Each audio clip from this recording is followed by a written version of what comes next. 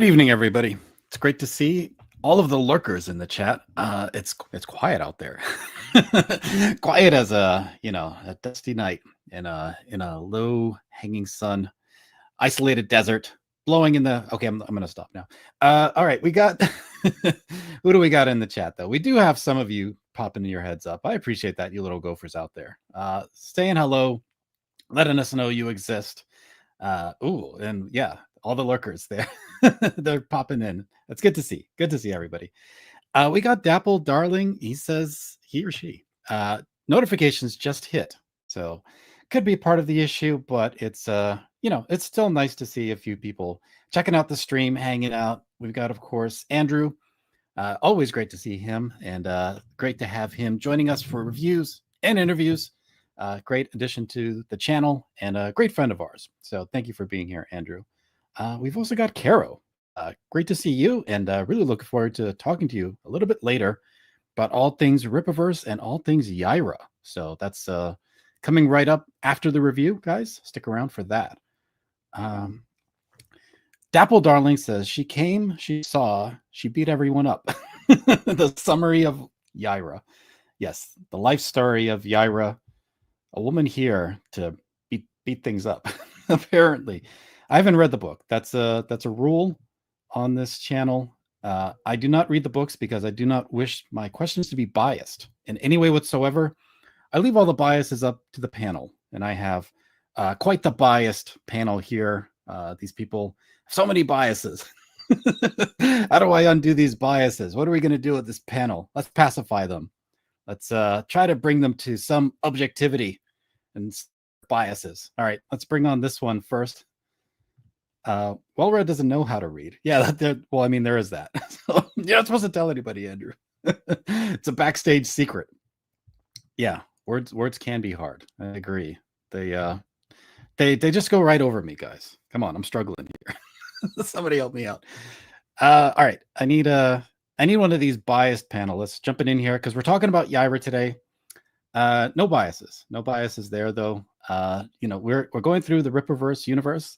We've already discussed YAIRA 1, and I've tried to bring back as much of the original panel as possible. We did have a scheduling conflict with one person, but we have a great replacement. You guys are going to be super happy. But first, let's bring on this one with all of his takes. Welcome, Twitless. What's up? How's it going? Hey. You be nice tonight, Twitless. I'm got my eye on you. When am I not nice? I'm watching you, Twitless. Always watching you. Speaking of watchers, this guy likes to watch, so you better watch out for him. We got a Lasman. You should change the name of your stream to Well Represents Other People's Reviews. How dare you be apt and on point there. How dare you? Yeah, and you should change your name to Alasmat Drives as opposed to Alasmat Films. Yeah. By the way, I am not biased. I'm the victim of bias, as you just heard right now. Bias against ducks already on the panel, and yeah, it's gonna happen.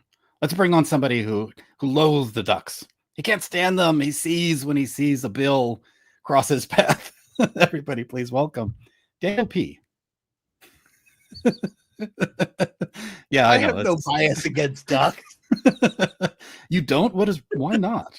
Have you ever met a duck before, sir? Yes. I challenge Yes, I you. have. I feed them in the park quite frequently. Awful, horrible creatures. Bane of all existence. Yeah. Like hitting on the ducks is how it should be. Link of it is your phoning it in, Alasmat. So this is typical.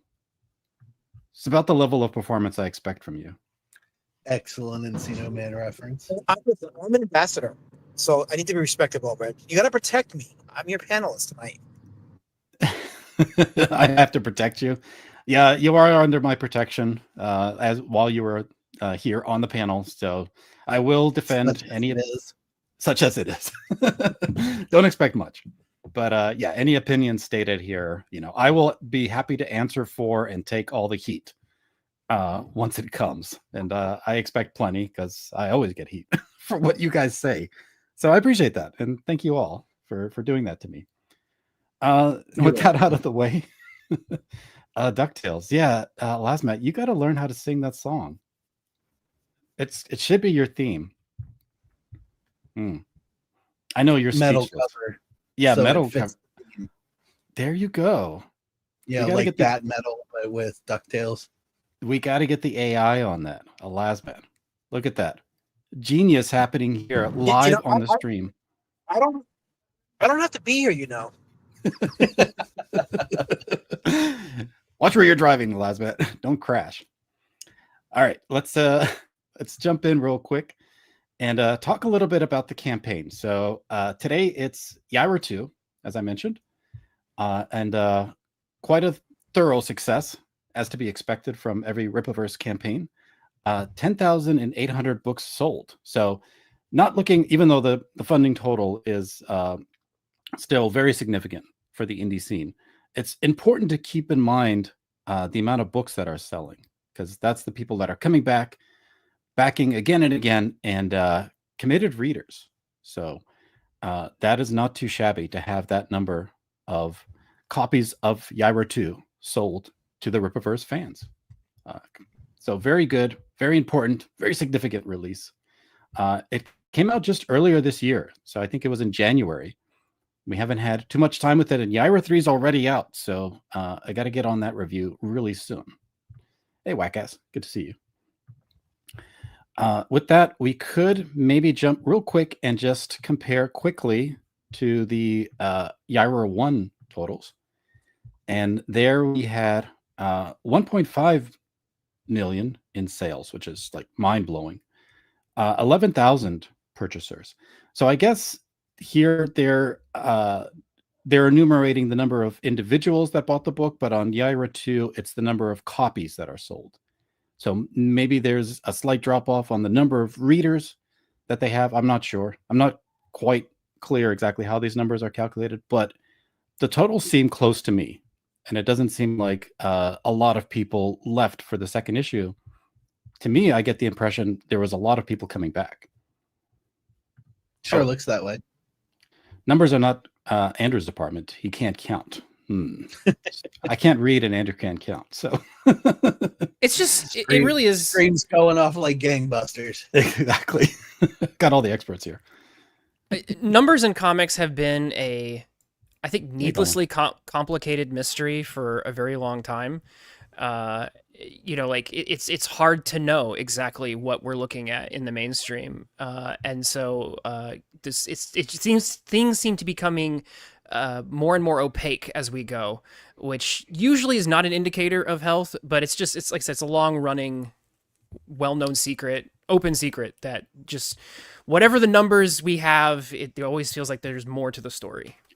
Numbers in the mainstream are a total disaster because it's based on number of copies they ship to the shops. Yes, not sell through. Yeah, exactly. So those numbers are never. It's whether or not you can sustain, isn't it? Yes, exactly.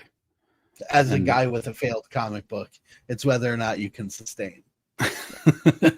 Yeah, how many issues are you putting out continuously, and how many people do you have coming back for more? Constantly. Yeah, the trend tends to be that a lot of new series, this is one of the reasons they reboot them all the time, is you do see a drop off, a significant one after the number one, because all the collectors go after number one because of the, you know, they think it's gonna be worth something someday.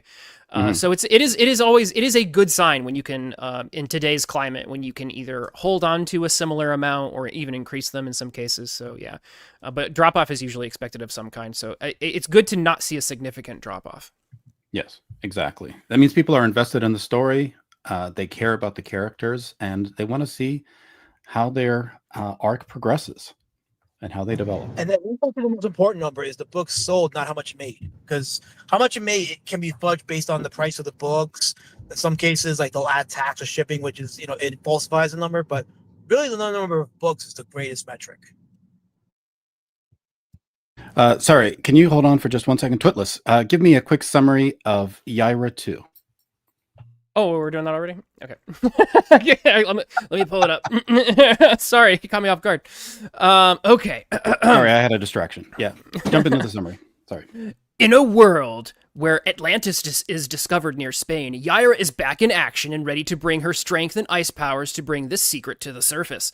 On the trail of King Neptune, who saved her life in issue 1, YAIRA meets old friends and the ghost of old foes while exploring the ocean depths. But when this does this old king want to be found, and what else lurks in the dark parts of the sea? YAIRA faces sorcerers, wraiths, and more of her unfolding past in YAIRA number 2. So is it a pretty direct continuation from the previous issue, or is this establishing some kind of new storyline that's going to be unfurled here and explored? It's direct. It's very direct.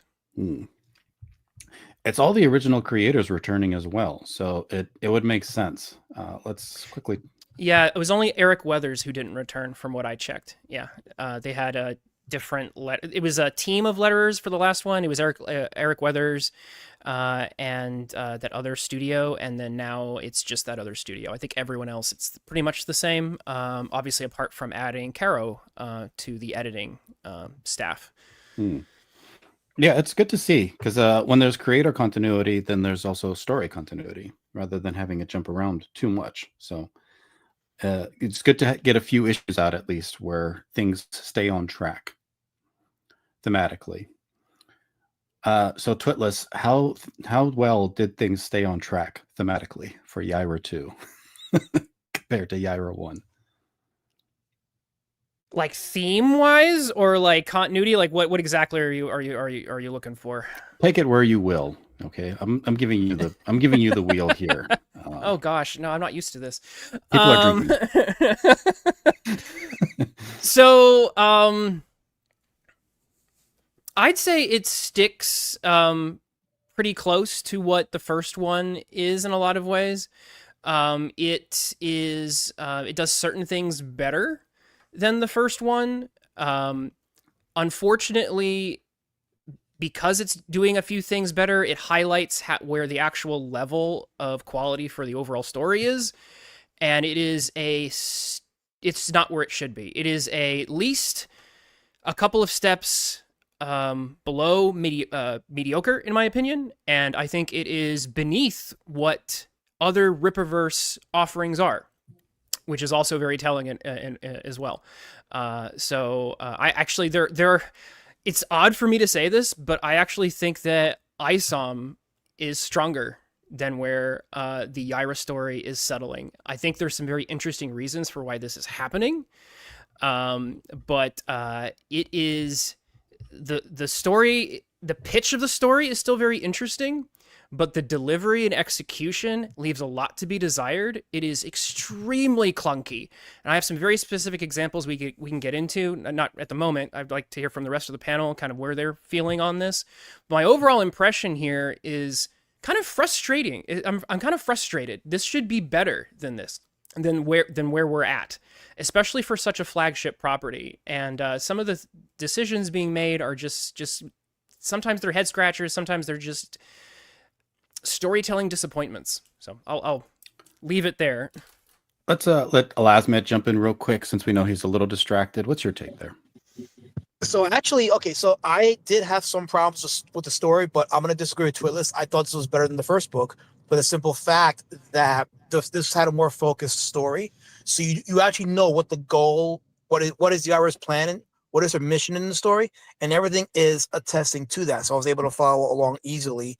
There is a direct continuation of the story from the last book, especially from the information that was revealed in the third act. We'll get more into detail, but ironically, like the main theme of the third act it's part of the story of YAIRA's fear, and then that gets tied into Neptune, and we'll go into detail later on. But I just thought the story was more focused, and I enjoyed. To me, there were some parts that felt like a callback to the 60s comics with the whimsicalness of, like, the story of Atlantis and all these other gods and all that stuff. So, I'll get into that in a bit. But, and I do have my criticism, which I might agree with Twitless on some, but, we'll get into that as we progress with the review. Daniel, I'm going to let you be the tiebreaker here. Who's right, Elasmat or Twitless? Truth be told, neither. It's both. That's the sad part.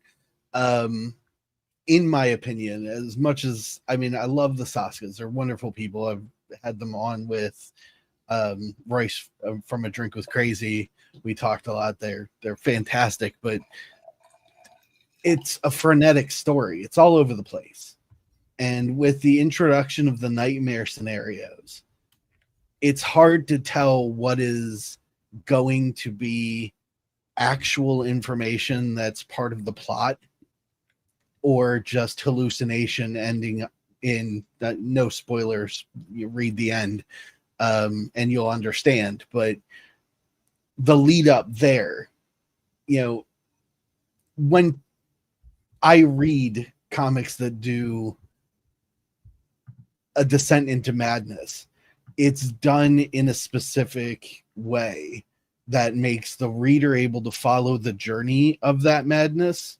But by the end of this, I was wondering, for better or worse, I was wondering where her head's at, because she contradicts herself repeatedly in her exposition throughout the entirety of it, and whether or not any of the things that she did were actually real, even though it's all blanketed under she has nightmares when she sleeps. And those nightmares... Well, the nightmares, it's not just when she sleeps. She has the nightmares at several different... They occur at different points. The examples that are given in the individual scenes up until the very end, right, are nightmare scenarios. Yeah, that's fair. Yeah.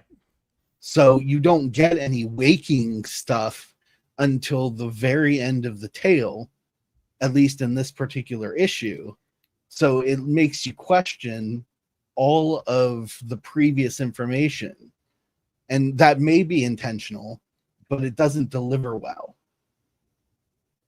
Because you have no idea if the story is actually playing out or if it's literally all in her head. So just a little bit of confusion there, it sounds like, in terms of the way that it was. And I think part of it is the pacing, because it jumps from point to point to point instead of a timeline, like at least a linear timeline. I could go into details, but I figured we would save that for later when we were getting to the individual parts. But it's just this right now, and then possibly hours later, possibly weeks later, she's in Spain. Well, what the frick happened in between? It's hard to say when things are happening and how those things actually play into the potential narrative, or if they're complete delusion. They're definitely doing a little less of the mystery box here from issue 1. So it's nice to see more editorial captions that are adding some additional context. There's still some needed additional. It's hard to say this because some of these pages are already cramped with text. But there is still an additional need for some additional context, again, for a superhero universe that I don't know the rules of. And in comic book storytelling, because it's not a film, you can do certain things in film you can't do in comics, and vice versa. There's certain pieces of information that do not communicate so cleanly from a screenplay to the comic book page, and this is why those captions, for example, exist when it's like, "Oh, I'm in Spain a week later." This is a great example right here. This email exchange moment. So she projects this about going to Atlantis. And then there's another scene that has absolutely nothing to do with her. And then suddenly they're in Spain and everything's already set up. That sort of activity requires long periods of preparation. So it's confusing. It's the type of thing that would happen in a film. It's the type of thing that would happen on TV. It's exactly what speaks into, I think, some of the issues I have with the SOSKA writing, which is I think then you add to it what you learned at the end and wonder if it's all fake to begin with. Wasn't there a line at the end when she was calming the storm that they were referencing Dr. Udell and Wolf on whatever his last name is? So I thought they mentioned that after she was revealed to waking up and she sees that it was all hallucination. So that led me to believe that part was real. Yeah, it's hard to say, and that's part of the problem. I don't know. I thought that was. I mean, I thought that part was kind of because there was one of the reporters reporting situation that was saying it, and this was after YAIRA got snapped back into reality. So, if I can, it's okay to have a story where you're actually, and I think this is part of the point. I think they're trying to have this whole thing, you know, what's real, what's fake, and that's okay to have in a story. Yes. I think there's a few other details that could be more clear. Again, every time we show that chick from Alpha Core, is it Ingrid? Inez? I forget. Every time we see Ingrid and Stefania. Yeah. Every time we see Ingrid, well, I know Stefania's powers because she has YAIRA's powers, and we've established most of what YAIRA's powers are at this point, which is nice. I still don't know what Ingrid does. I know she's got glowing energy whip of some kind. I don't know what it does. Someone needs to tell me. It's still so frustrated. It's a superhero universe. You have to walk me through this. But this page is that page is also a good example of the fact that some of the dialogue is still clunky. This comic is just awkward.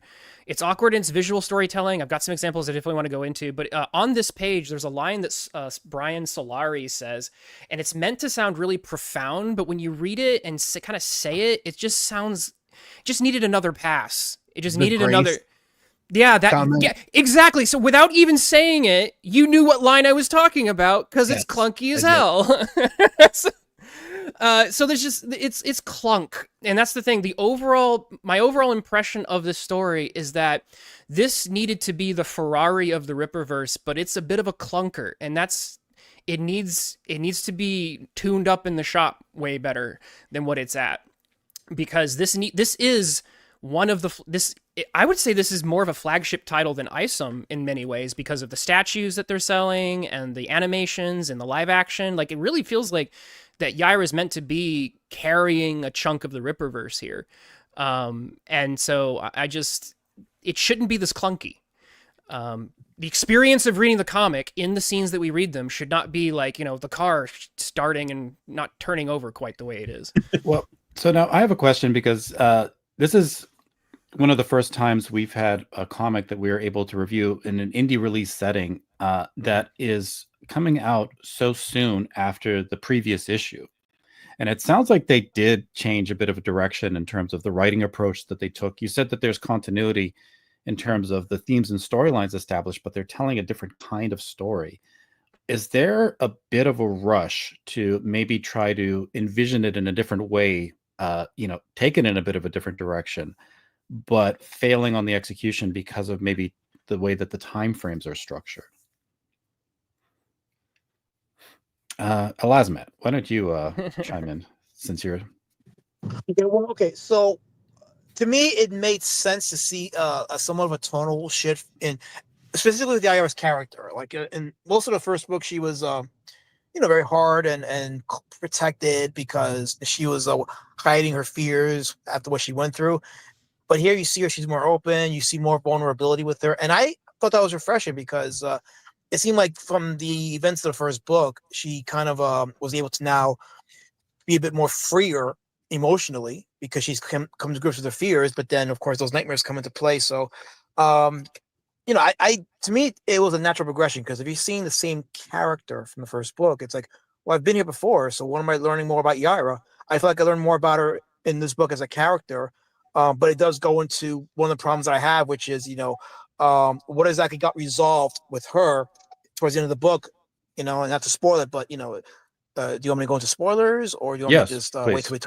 Okay. Well, basically, the ending felt like a cliffhanger, and I get that, the third book came out not long after that, but I like to have like some kind of closure with a story, leaving enough for a cliffhanger or with unresolved information for the third book. But I felt like they could have at least resolved this part of her story. Because we do got Stefania, her story is left hanging.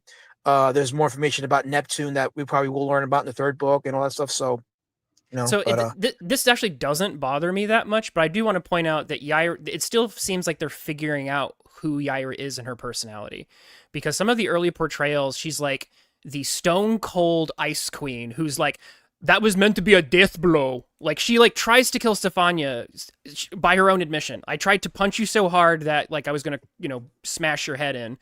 and then now she's like having like scary dreams and she's like vulnerable. Like it really seems like they're trying to figure out, and that's okay because this is where I do give some slack to the indie comic aspect of it, because it took years for people to figure out like who some of these classic superheroes were going to be. Like Superman had a story arc that's a century long at this point. It's okay to take a few issues and figure out who your character is. I'm not going to hold that against it. I will say though that it is something to point out that it still seems like we're figuring out who YAIRA is in terms of characterization, because she does seem to be kind of different. She's smiling a lot, and she's wearing, you know, nice, pretty dresses and such. She was kind of like the businesswoman going to Projexis and all business, and now she seems to be, she's definitely showing off a different aspect or facet of her character at the very least. There feels like a time loop, or at least a time hop, that we didn't get as readers. That's part of the problem, is she's prim and composed and professional and scientific in one, and now in two, like, even though it's exposition given by an oppositional character, it's actually true. Like in this particular scene, she's like the pretty privilege of pseudoscience suddenly. You know, she's got quote unquote followers and everybody's into science, so they let her get away with talking about these weird magic things and blending the objective fact with subjective mysticism, and it's okay. But that wasn't really established in one. So I assume there's supposed to be some time between the two comics, but I don't get that out of the actual information that's given in them. Is she kind of trying to be all things? Do you get that impression? Trying on every I hat don't know. to fit? Like was said, maybe they're trying to figure the character out, and they decided this direction was better than the former direction in one. You know, that's fine, but it would have helped if there was some sort of decent explanation, or at least a referential point that a reader could understand that time has passed and maybe she's changed her perspective. But all we really get is that she's still dreaming about the death of her family as brought up by Newmite. So you assume that it's like maybe a day or a week later or something. But stuff like that would take months, if not years, to build some sort of following, unless, you know, the assumption there is that she just went viral because she's hot, which is entirely possible. Which is very possible. Yeah, well, it's not explained to us. Yeah. Okay. All right. Pause there. Okay. Now, got to talk about the art for a second. This comic was done by a Brazilian, and if you've seen Gwen Stacy drawn in Brazil, you know exactly what I'm talking about. Yeah, I want to say there's more cheesecake in this one than good fan service in this one, that's for sure. Yeah. So I think that was part of just making her more vulnerable and getting her more relatability in the story. So I actually enjoyed. I mean, for obvious reasons, yes, but I also felt like, you know, they're having fun with the fact that she's a female, and female characters in comics have always been, in one form or another, sexualized. Okay, not just a female, a Brazilian female. Yeah, it's very, very. You could tell where this comic was drawn. Yeah. So, well, what about the arc within this story and the character's progression and development? So they're exploring her a little bit, but do they establish anything new about the character that's going to be part of canon and something that you can take forward in future issues? Yes, they do. One of the things I think this comic actually does pretty decently is the thing they're doing that's clearly written like for like a screenplay, where you do the sort of like, everyone is after like Lost with J.J. Abrams just started writing stories this way, where you just do flashbacks all the time, and we get the flashbacks, and we get YAIRA on her home planet with her friend Yeshua, who shows up in this issue kind of out of nowhere, and kind of starts finds her out of nowhere, even though she was like 60,000 leagues under the sea.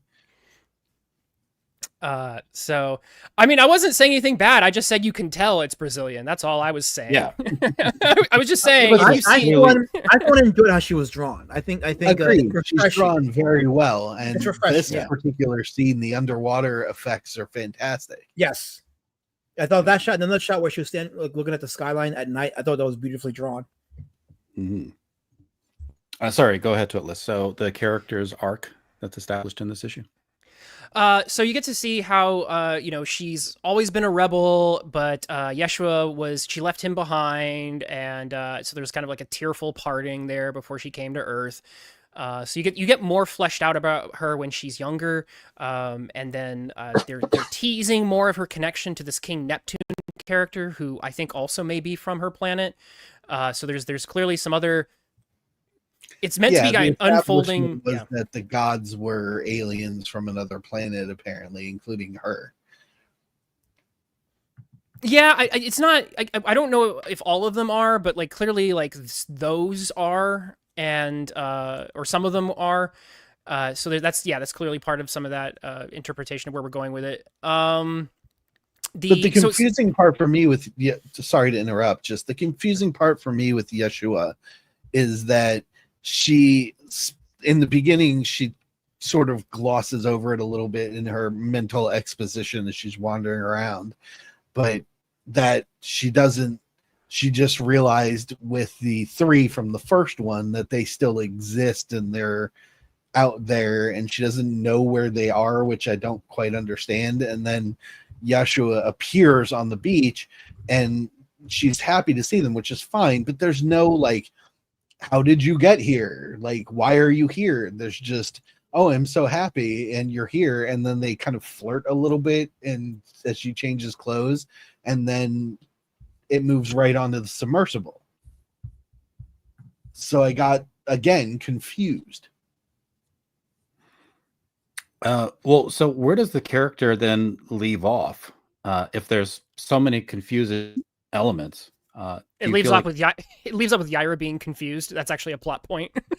it's funny that you bring that up. The last panel of the story, which I'll talk about in a second. I want to talk about that panel and a couple other panels that are just very unfortunate from a comic book storytelling perspective.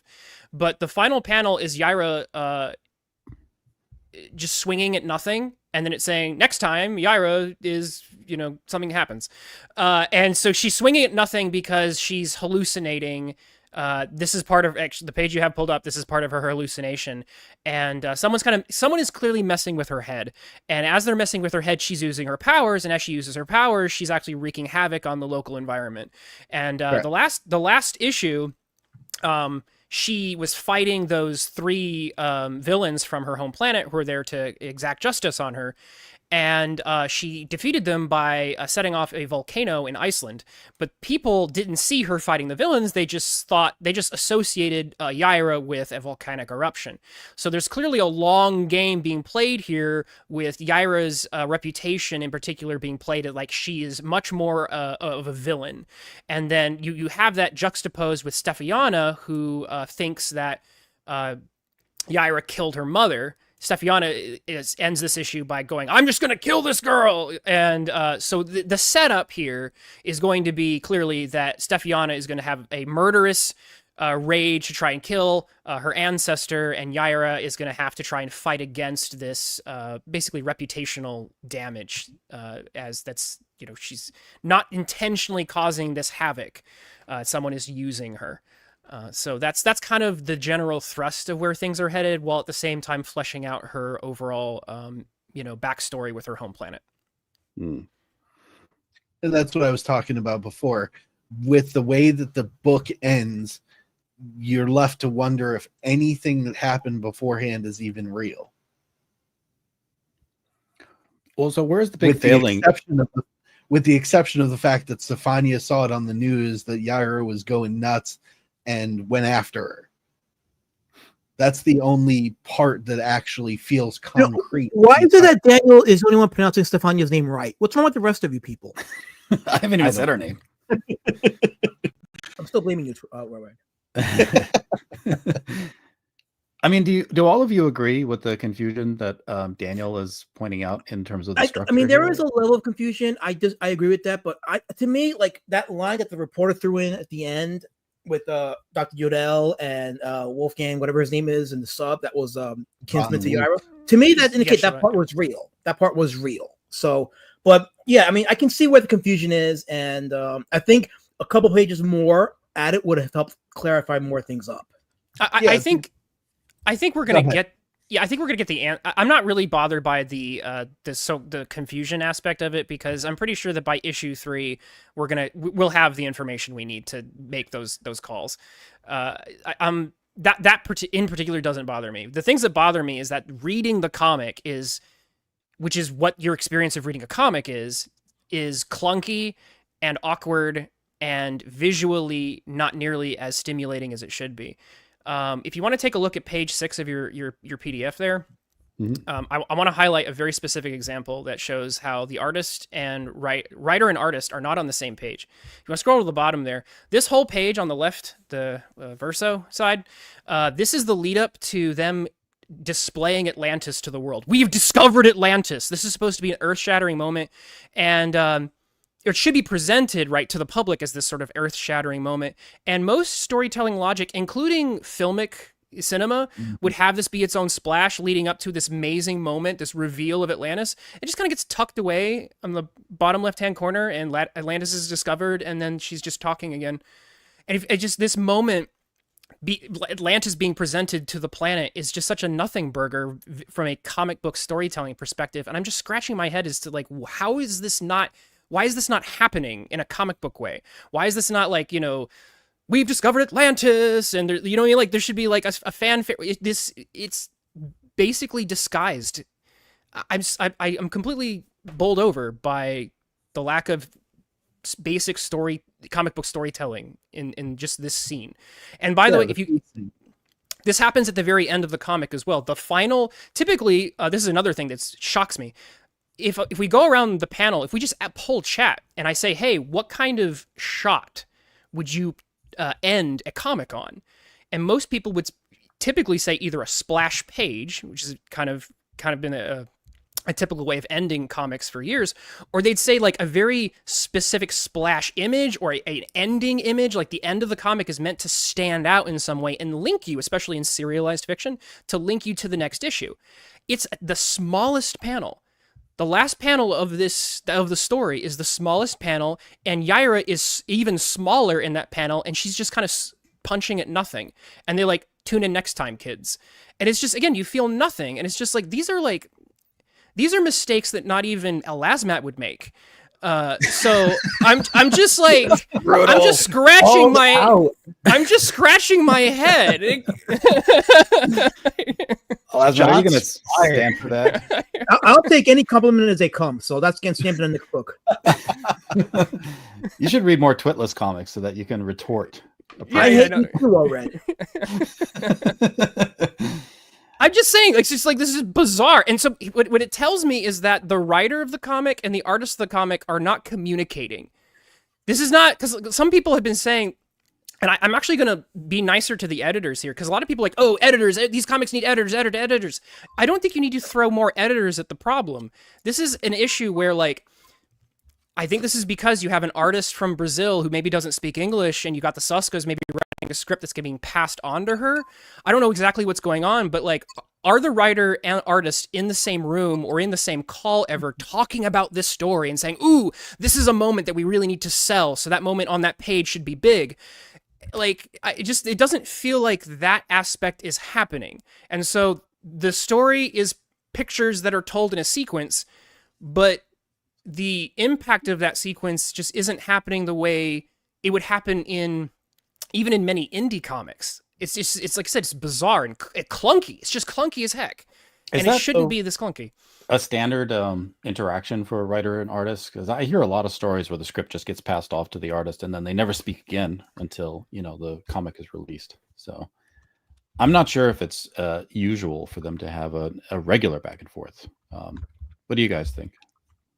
I think it should be. Yeah, I mean, it's ideal, sure. I don't know. And I had back and forth with my artist constantly in order to make sure that what I was thinking should be on the page was there in some way, even if I deferred to his particular perspective on it when he was doing the line art.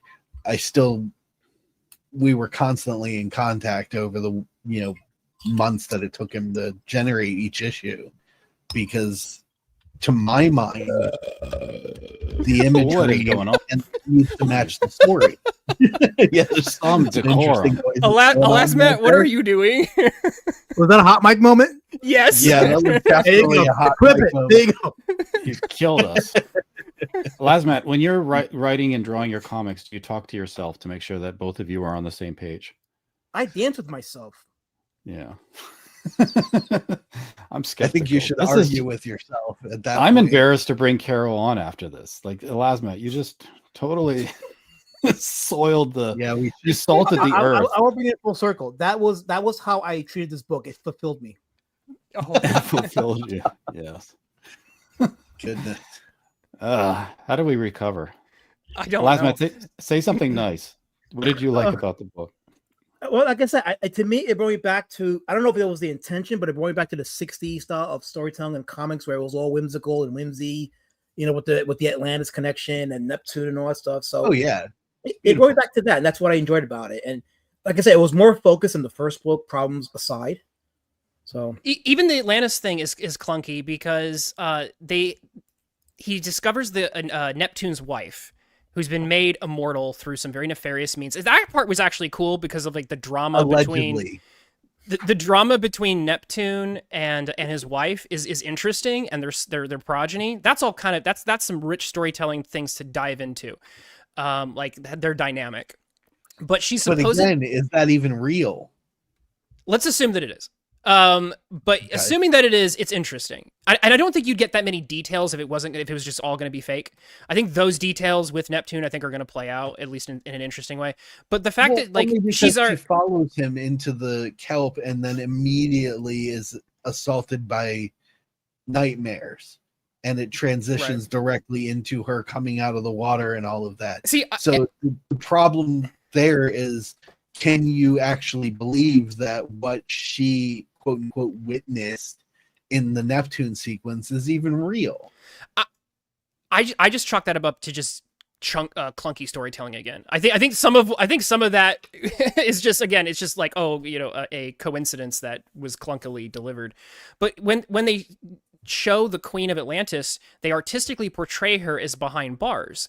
And they mention how her sons are guarding her like she's in prison, and then they specifically say, "I'm in prison, I'm behind bars." And then she shows up like a few pages later, and she's completely outside of the cell. And I'm just kind of like, what the heck happened here? I've re-looked at it like 4 times. I still don't know what happened. And I'm not saying like, I guess the prison is Atlantis as a whole, I suppose. But it was, again, extremely clunkily delivered, and again leads to some potential confusion. And then right after that happens, we're right into the hallucinations again. So give us a descriptor for what clunk is. What are you specifically referring to, and how would you correct it? Some of it is just how the information is being delivered. Some of the clunk is, like I said, it's dialogue. It's dialogue that sounds clunky and awkward or stilted, needs another pass. Some of it is the visual storytelling. Like I said, moments that need to be bigger that are made to be small in opposition to that. And some of it is just clarity, which is moments that should be more clear, so that the actual surreal mind confusion can be distinctly confusing for the right reason, and not confusing because, like I said, the writer and the artist are not talking to each other and clearing up details like, is this woman in prison in a cell with bars, or is she in prison like underwater Atlantis is her magical prison, she can't leave the borders of it or something. So like I said, it's those aspects in particular. So awkward. Sorry, go ahead, Daniel. Or is she an illusion? It's part of the clunky problem with it. And then, I mean, we showed the scene with the reveal of Atlantis, and the other scene where they're talking, and that's when Newmite appears technically, even though he's, I guess, an illusion. We can't tell. And what's her name? Altona. Altona, yeah. In that possible illusion is rendered unconscious somehow, and she starts hallucinating the bugs all over the plates of food. But then at the very end of the story, the last page, it's, I assume, I can't really see her very well because of how small the panel is, but it's Altuna who says that, you know, can't you see she's fighting something that we can't see? Like, how the heck would you know? You were unconscious. You're Well, so just assuming because you like YAIRA that she's fighting something that we can't see and she's not having a psychotic break.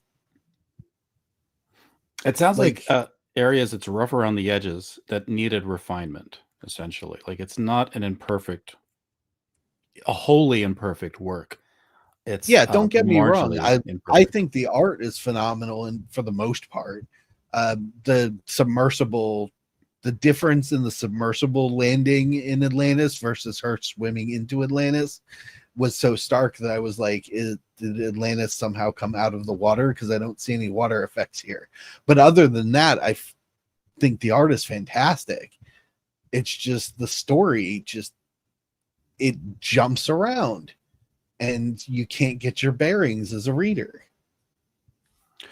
What about the core story that's being told here? Can you tease that out and tell us if you see something of value there throughout the arc that's being explored? Number 3 shows that she's like going through some sort of traumatic break, that would be awesome, because that's what it feels like.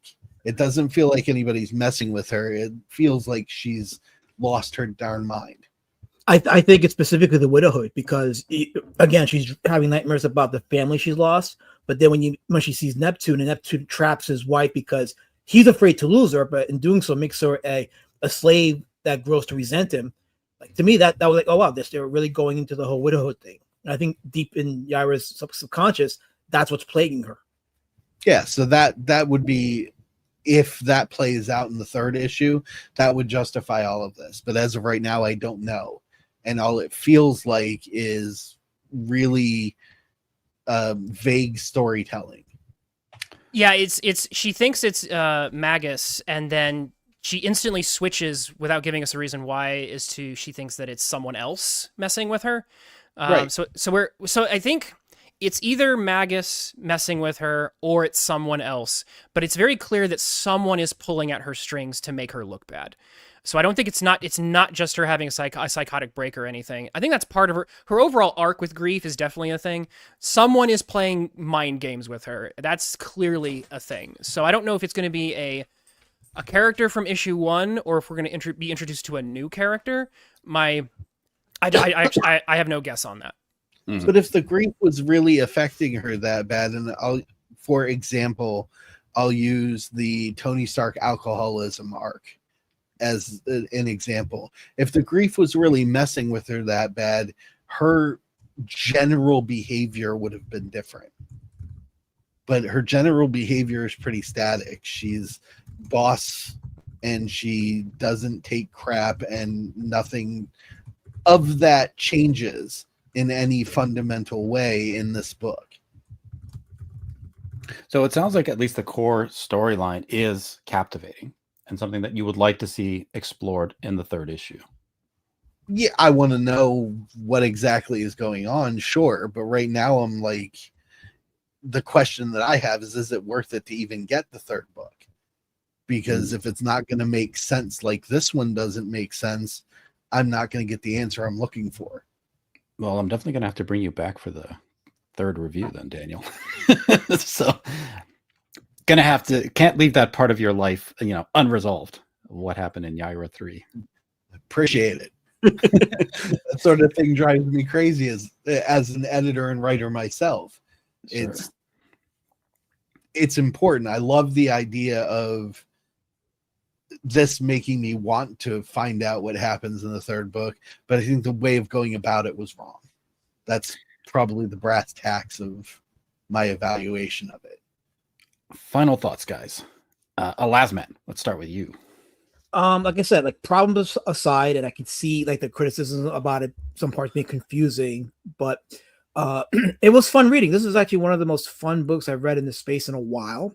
You know, I really did come away with something, but yeah, I mean, some of my gripes include like the confusion about the hallucinations, and I think it could have ended better, and you could have still had a enough to carry over to a third book. Like I probably would have liked to have seen a some conclusion to the her either being confused or at least seeing her in her outfit. Because there's another problem I had with the book is you don't see her in her iconic outfit till like late in the third act again, like in the last book. Yeah, women. Last minute likes to see his woman dressed up a little bit earlier for him. Don't leave it to the last minute. I am Twitless. modest. Yes, Twitless. Final thoughts. This book has like 1, 2, 3, 4, 5 editors. I don't think editing is the problem. Overall, like I said, I like the Rippaverse. I like new, and I like Rippaverse just partially because I like new superhero universes to explore. It's just fun to explore new superhero universes. So I do enjoy that aspect. I think there's something behind the pitch of YAIRA that is compelling and interesting. The current execution leaves a lot to be desired, and it's starting to kill my enthusiasm for it. Because we're 2 installments in, and I'm like, this is our level of quality. Is this going to be the level of quality for the whole series? But I'm not going to blame the editors. A lot of people are like, oh yeah, like a lot of heat has been coming on some of the editing aspect. This is the writing. My issue is the fact that I do not think that the SOSKA sisters and Debora CARITA are communicating nearly enough. I think that they need to be put together in the same Zoom call and to have more communication, and then they need to be looking at the pages together and talking about the story, because even if you're directing, like, you don't just pass off the cinematography and then show up when it's all done. Like, you're involved throughout the whole process. And I get the impression, I could be wrong, and if I'm wrong, that's fair, but I get the impression that there isn't nearly enough communication here. So I don't think the answer is to just throw more editors at the thing here. I think the issue is that the vision of this work is not being fully delivered because there is not a central vision holder. If one person passes off the script to someone else who's just delivering on that thing and that gets passed off, you have like a machine that's kind of building your comic, perhaps. And again, no amount of just editing is going to save that. Editors are great, but I think that I'm on the fence, and I hate to say that, because this does have improvements from the first installment, but it has not improved enough to be where it needs to be, and it definitely needs to improve a lot more. But I think the way to get at that improvement is for the writers and the artists to communicate, and to communicate it much more strongly. Can Daniel I P., push final back just a tiny little bit on that before I give my final thoughts? Sure. Say what you like. So from what I understand of doing it, your editors are your last line.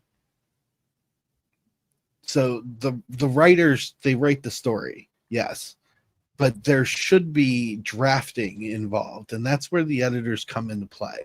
Now, I'm not saying that the editors didn't do their job. I don't know. I'm not in there. I'm just pointing out that the last line of defense before publishing is the editor. So Okay. The people that are upset about it, I think it's somewhat justified. Not that they're absolutely correct. They could be completely bad actors in that regard. I'm just blanket statement. It's the editor who's supposed to say, what are we doing here?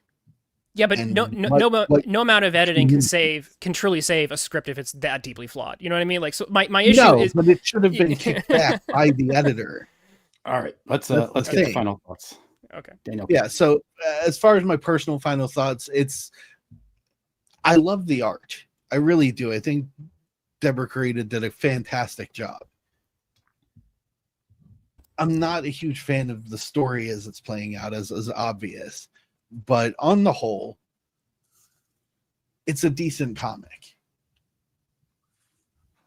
And for a technical indie, sort of in like touching the mainstream, I can see why people are upset because there's sort of an expectation of more.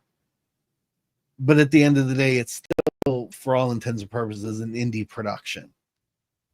And it's done by people who are learning the process while they're doing the work, like we all do. So a little bit of grace, sure. But like I said, personally, as a reader of comic books, I just want to know what it really is and what's true and what's not. But I'm not sure I'm going to get that at the end of the day. I feel like number 3 is going to be just as confusing as number 2 was. Well, that's to be seen. And Right. yeah, I hope won't be proved until it happens. And if that is the case, well, Red will have me back on, and the first thing I'll say is I was wrong. sounds good. Yeah, and I hope that's the service, the need that this shows like this fill, helping in that learning and growing process as we endeavor to create better and better comic books for our readers. And it's a hard process. It's difficult. Yeah. More fulfilling stories. Let's get on that. All right, guys. Thank you very much for your thoughts. Let's bring on one of the editors from the Rippaverse, Miss Carol Brown. Welcome. Hello, how are you? Good. Hello, Carol. Hello. It's been a long time. It's been like a year, Daniel. Yeah. Sure has. End of Iron Age Nights. Oh, did it end? Yeah, it ended like 9.5 months ago. Oh, I'm sorry. It's not that I wasn't paying attention. I was just really busy. I'm sorry. Yeah, I understand. I'm busy too. Yeah. Is Iron Age Nights the show Royce used to do? Yes, it's the show Royce used to do. And it ended? Why was that? Royce needed to focus on family stuff. I tried to keep it going with a change in format, but it wasn't drawing any interest. So I had more important things to do. So I shut that down too. Yeah, the indie scene is a struggle, to keep going and to make it regular, to, have a returning audience, a returning panel. Everybody's got lives. It's it's a big commitment from people that just love to do it. It's not necessarily the easiest path. Yeah, I got books to write and comics to make, and 8 billion clients to deal with on a given day, so had to cut it off. How long have you been in the indie scene, Caro? Is this a new experience for you, or are you used to the beaten path that we're on? A little bit of both. I actually started traditional when I first got published, and then that publishing house ended up caving in on itself because the too long didn't read on that is that the editor was taking money from the publishing house, and then they had no money, and then that editor and I got into a fight actually about my book because she told me that sentient swords don't act a certain way. And I was kind of like, how do you know? Like, do you have one? Yeah, exactly. Can I talk to it? Is it in the room with you right now? Yeah, it's my book. Yeah, my first book. No, I mean the editor. Like, is this your book? I write the world, lady. Yeah, and so like at one point she was like, yeah, and she at one point was just kind of like, if you don't do my edits, your book is going to be delayed. And I was like, you get on a Zoom call right now, and we're going to have a talk about this. So, what is a sentient sword? Can you explain? A sentient sword, at least in the way that I write it, is a sword that's almost like a person, but it's still a sword. And in my case, my sword really wants to stab people and be snarky about it. And if it doesn't get to do either of those two things, it gets really grouchy and it continues to be snarky until there's blood everywhere. So apparently sentient swords do not act like that, guys. I'm sorry. I misrepresented sentient swords. We call it an elasmat around here, but it's actually a duck. So, yeah. But no, so I started traditional, and then I went indie after that, and then I just went self-pub. And after that, I got picked up by a game studio, and I was working with them internally for a while. And that was probably the most enlightening experience ever because the group was a hot mess. But I got to work with the art director who created the MMO Secret World, and I learned a lot from him. He was a really cool guy. I still talk to him on occasion. Nice.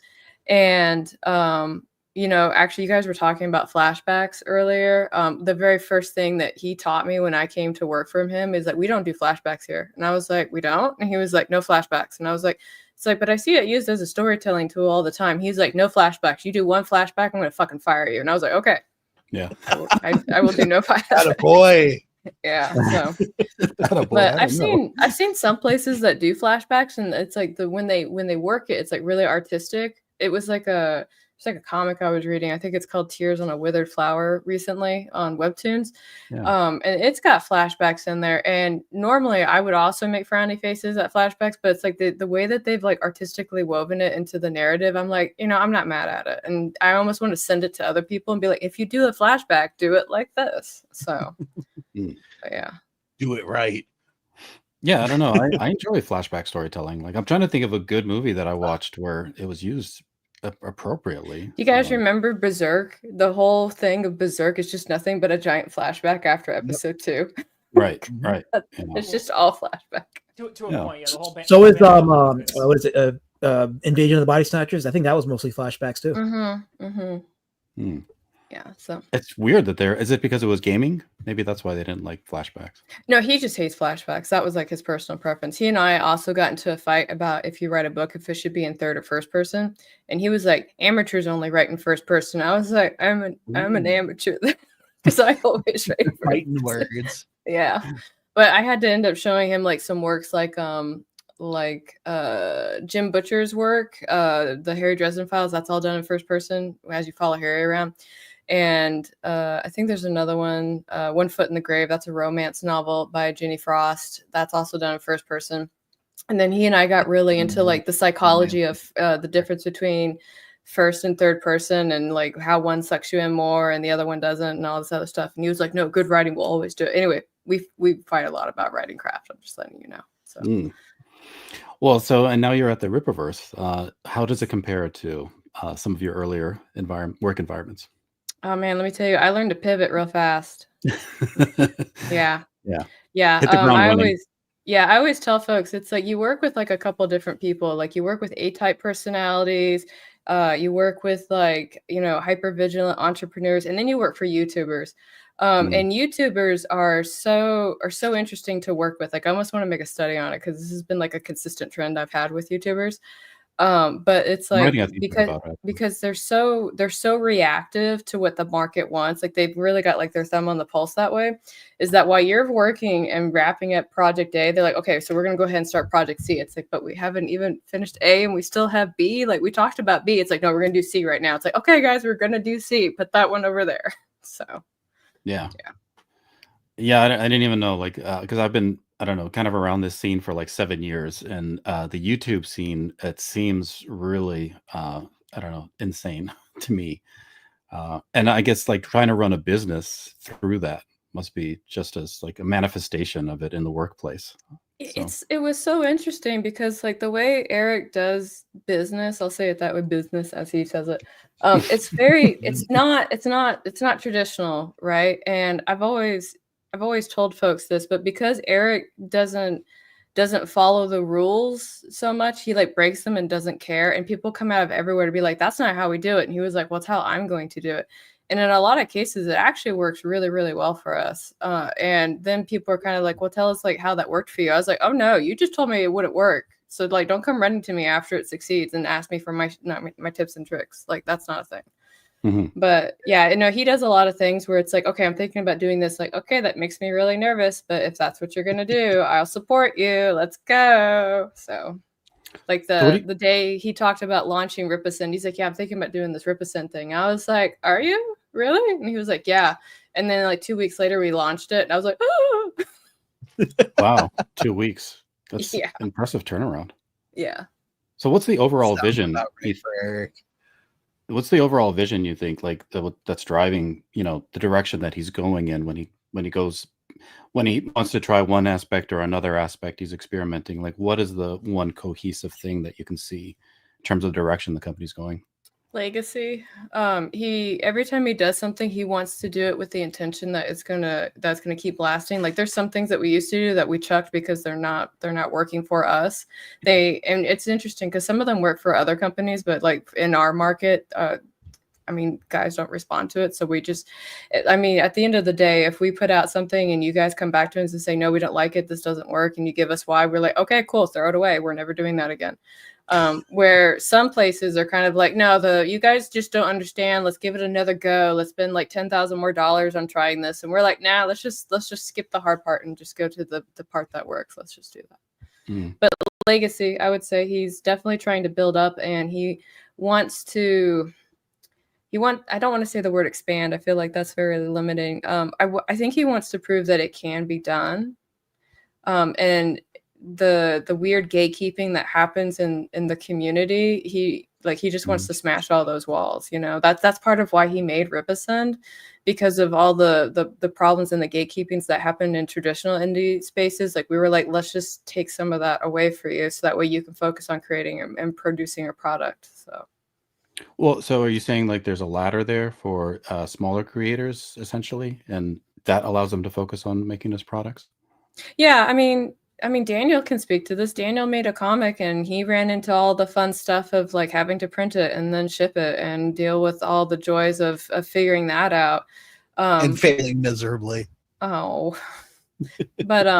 but for us, it's like, we have a shipping, we can do storage, we can do all of that. So it's like, if we can just take the headache of the logistics out and help creators that way, then they get to do what they want, which is create. So, and that was the big goal when Eric made Ripasend. He wanted to do that that was like his way of giving back to like the indie community. It's like, let's just take this bullshit out of the way and help you guys out. So, and I thought that was really good, if I may say so, because as the guy who failed miserably at pulling it off all by himself, I can fully acknowledge that if I had a team and some sort of support in doing so, it probably would have gone off better, because I'm just one dude and there's only 24 hours in a day. So me not being able to prioritizing doing the work over getting on a million YouTube shows to show it off to everybody ended up pigeonholing the campaign. So I didn't have time, and I didn't have time because I didn't have help in that regard. So, not saying that it would have changed anything. Maybe the book just wasn't all that good, but I think Ripasend was a great idea, and it can definitely do the things that I was lacking, or at least freed me up to do the things that would have made it successful. Hindsight being 2020. So does it supplement his vision though? Because how does Ripasend help Rippaverse? I guess with the overarching vision there. How do the two kind of converge? It's a sister branch. I mean, outside of having it share like an internal team, like the Ripasend does not help Rippaverse. It's actually more the opposite. Rippaverse helps Ripasend on occasion, because we use the marketing and the reach that we have on Rippaverse to help lift up the projects for Ripasend. But again, it circles back to, it was just something that Eric wanted to do to help creators out and show that there was like an infrastructure and support to get their projects out there. And then Rippaverse is also going to be that same feedback loop where it's meant to support smaller creators to maybe fulfill some of their visions in his universe, or do you feel like that's exclusively his domain? Right now that's exclusively his. But the reason I'm saying that is because we're still building up a lot of the universe in itself. Like, I don't think I'm breaking NDA. If I am, Eric, or not Eric, but like Andrew will suddenly break through this wall like the Kool-Aid Man and scream NDA. Yeah. But no, I know. No, okay. I just found it in my mental Rolodex.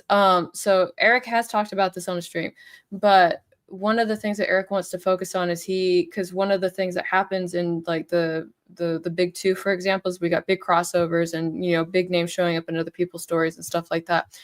But again, as you guys mentioned, like some of these stories have like hundreds of years of stories and backgrounds that are there, so they can kind of get away with doing that. We're only 3. Like, I'm a minor, right? So we don't have that luxury. What we want to do is we want to make characters that are standalone, that people can gravitate to and really like. None of them in particular come to mind to me right now. But when I say that, I don't know if you guys have met my boyfriend. Yeah. He's a hottie. Yeah. Oh, I like him. Boyfriend. Yeah. Who's the brainchild? I'm on it. Horseman. That was Dixon and that was Chuck Dixon and Joe Bennett. And I'll be honest with you, when Chuck sent in his like pitch for this, I can't remember what it was about the concept art, but I was like, what are you thinking, Chuck? Like, what's going on? Chuck, first name basis, like we're friends. But what happened is Kanan did this poster, the one of the guy on the pool table. Yeah. And I saw that and I was like, that's my boyfriend. And like right in the chat and everything. But when I remember reading through this, I thought it was just really good. And Chuck was absolutely right. This was definitely the type of vigilante character that we needed in Rippaverse. And what I really love, and please forgive me, but he's a himbo with guns. He really is, because he's such a Marine in the sense that he's like, okay, my target is inside that building. Once I get through the door, I'll pull out my guns and shoot. But he doesn't know how many people are behind the door. And he doesn't know if they have guns either, right? So he's just going in.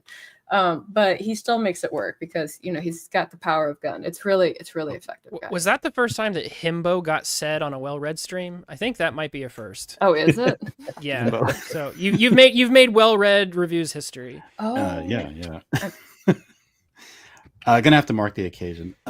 Vinzinger asks, I want to ask the panel if you guys want to use Rippasend. So are there opportunities, I guess, for the smallest of small creators, a Lasmat, to maybe climb that ladder to Rippasend? Why did you pick on me? Look, I'm an esteemed member of this panel. I am equal to everybody. Well, actually, no, let me answer. Oh yeah, you are a respected documentarian. My apologies.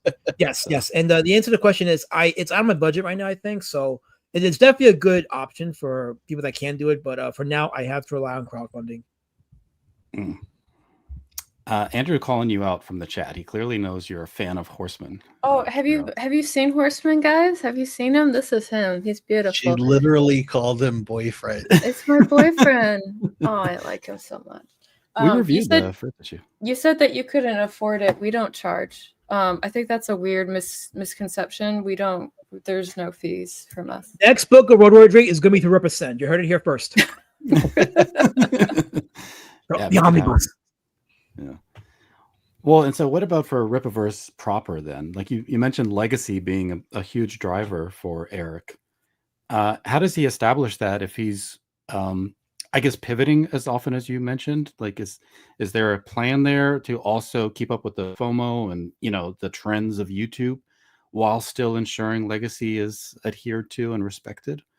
He's always shaping the team. So for like, when we first launched, I think you guys already know the story, so forgive me for going over the same information as always. But when we first launched, like that first day was absolutely nuts. Like I took off that day to help him, not thinking it was going to be as busy it was, and I ended up taking the whole week off to help him because like emails were going nuts, the website was off the charts and stuff like that. And Eric went from being like a guy that was just going to write these stories themselves to being like, I need to get other people to come and write these stories with me. So that's when he started reaching out to like Mike Barron and Chuck Dixon and the SOSKA sisters and basically saying like, can I trust you to write these characters? And they said yes. And so they came in and did their writing. And in some cases, like the market responds really well to it. Sometimes they don't. We, again, always take that in because I'm not really in the habit of trying to produce work that doesn't sell. Like I like having a job and I can only have a job if I make money. But in regards to Eric's personal work, I will admit that sometimes I show up in his DMs and I'm like, so how's that script coming along? And he's like, oh, you know, I'm thinking about it. I was like, yeah, but could we go further with that? Could we type it? So. It sounds like there's a lot of like thinking on your feet and just reacting to you know, conditions on the ground. If things are changing, you gotta change with them, right? Yeah, it's like I'm trying to provide an example. Like I wanted to provide the example that happened yesterday. You know what? No, I'll just go ahead and provide the example that happened yesterday. So yesterday, Texas passed a law. And Texas passed a law in regards to the way that people could be depicted in any kind of entertainment, like comics and stuff like that. And we here at Rippaverse have not done anything similar to that. But the way it was worded was done in a way that immediately like hit my radar.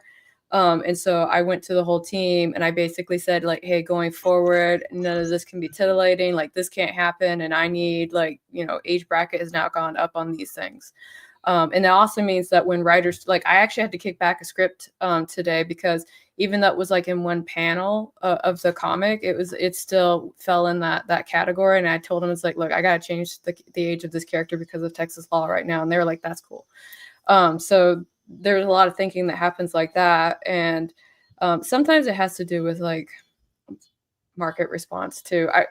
Granted, I will say that we've had a lot of people ask for this binder that came out, right? That we just put on the website. Like, I want to say they've been asking for it for like a year, right? But we finally only just came out with it, like, you know, during this launch. And we've been like, yay, at last. We've just been waiting forever. So. What's the law? Sorry. People depicted, is that in relation to their age, essentially, or? No, it's basically, it has to do with minors depicted in entertainment, and so it doesn't want anything like salacious or titillating involved with it, but the wording on it is done in such a way that you have to be like really careful. Like, I don't know how to explain this on a way that's on YouTube without being in trouble, but no, you just can't. You can't go anywhere close to this area. Like Texas has come down hard on this, which makes me really curious about how anime and manga are going to go out here, because it also includes the selling, distribution, and promotion of those materials. And last time I checked, manga has a lot of high school stuff in it. So, wow, that's interesting. Yeah. So we might have some people trying to download. I don't even know. I don't even think we can download it now. Let me go look at this law. You gotta, I don't want to reveal on YouTube what you gotta do. But yeah. I don't know. Maybe just don't indulge, guys. Don't partake. Yeah. Just read Rippaverse comics and you'll be safe. Don't worry about it. So, none of that manga stuff. Yeah, that's interesting. Friendly fan service. Yeah. Like the old school manga, like Fist of the North Star. Yeah, a lot of it was read some really straight normal comics like JoJo. Yeah, go read the oh man, what was the one I read? Man, you know, Rama 1/2 is out, absolutely out. Like all this, oh man, all the slice of life is out, because they always have to have that hentai scene in there somewhere, or the creepy old guy on like the kids. I think my love story is safe almost. School Days is fine. Yeah. Like, I can't believe I'm struggling this hard to find an anime manga in my head that doesn't like break this Texas law right now. Yeah, that's tells you something. That is sad. Right. I'm gonna write to Japan. Yeah, you guys need to, I don't know, grow up over there. Get mature a little bit. Well, so, and then what's the end goal then? So if he's pursuing these things in this, adaptive way, as you're describing, but where do you see him hoping that the train lands? Like, what's the final stop? What's the final station? I couldn't tell you. I really couldn't. Again, go back to the one comment about like how like YouTubers, when you're finishing A, they're already on C, right? He's always in that mode. Again, I found out about Rippaverse like 2 days before we launched, or 2 weeks before we launched it. So more than likely, he will develop another thing that he wants to do in order to build up the company and our reach and things like that. So. Mike Partika says the law is completely overboard in that it forbids characters that even look young from being depicted in salacious situations, even if the character themselves are adults. Interesting. All right. Well, we'll leave that to your, expertise, Mike. So, can't really comment. Don't know. Yeah. Well, what about you, Carol? What are your aspirations and goals in the Rippaverse? Are you hoping to become an aspiring author? Is this leading you somewhere in your career that you're hoping will eventually? Thank you for asking. I actually already published something with Rippaverse. Okay, awesome. Tell us about it. I published a short story. It's called Dirty Deeds. It's in Rippazine 3. It follows a ragtag space crew as they're doing questionable deeds. Maybe they're for good or bad. It's really up to like your moral choice. I've got a little bit of everything in there. I've got 2 military grunts. I've got one, I guess he's my himbo. I've got my himbo in there. He's very pretty to look at. I've got one cute little spider engineer. I've got one android that pilots the ship. And then I have one hot elf, because my dad told me that if I always put a hot elf in something, no matter what genre it is, it will always take off. And so I'm testing that. I think it's working so far though. So not wrong. Yeah. That's in Rippazine 3. Yeah. Okay, Yes. I gotta grab that. So Awesome that we. story. I have Review a I have a question. Yeah, go for it. So, just for the sake of myself and our audience, I'd love to hear more about what your role is as editor at and in the Rippaverse, partially because the term editor gets thrown around so often, and it can mean so many different things. It can mean literally film editor, where you literally have a scissor, and you know, back in the day, you're literally cutting film print together. It can mean something as simple as not simple, but it can mean something as straightforward as, you know, grammar checking. Yeah. There's lots of different types of editors in comics. Some editors are continuity editors, a whole slew of it. So how does editing work at the Rippaverse? What kind of editing specifically do you do? Well, thank you so much for asking. I'm the assistant editor-in-chief over at Rippaverse. So under Eric is me, and I spend a lot of time telling people no to things. Every script at this point that comes through Rippaverse has to go through me, and I kick back a lot of things. And I also have to have not fun talks with people who happen to disappear on assignments that they need to do. So one of the other things I do is if we have artists, and if the artists say that they can do 5 pages a week, and then I get to week 2 and I don't have any of those 5 pages, they suddenly have me showing up. Don't ask me how I found you. I did. And I'm kind of like, yeah, where are my 5 pages? Like, are you okay? Like, did you go to the ER or things like that? And sometimes I have to have hard conversations. Like, I let one go because it was like, I need to know where you are on this project. And they were like, well, you know, I just wasn't feeling like doing it. I was like, oh man, that's convenient because I don't feel like paying you either. So you're off the assignment. And at the end, I can't stress how hard it is that if you are part of a comic book pipeline, right? Like, I hate calling it that, but that's kind of what it is.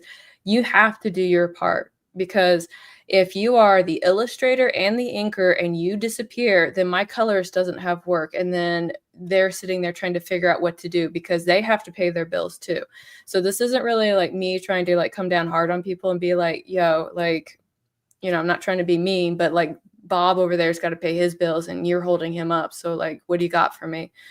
And after that, the other thing I do is so I'm part of that process. And then I'm part of the in process where I do all the coordinating with our printer right now. So for example, my representative over at the printer, we're on the phone about 3 times a week because we have to talk all kinds of details about the books. You know, size, paper quality, are we doing gloss? What kind of acrylic cover are we doing? And then I have to try and like finagle my way to get squeezed into like certain print blocks between like high school books and stuff like that. So the line editing that you're talking about, I kind of initially will do that with a script when it first comes in, but I'm going to be honest and tell you that I'm focusing more on, at this point, because I can't speak for the books that came before I took on this role.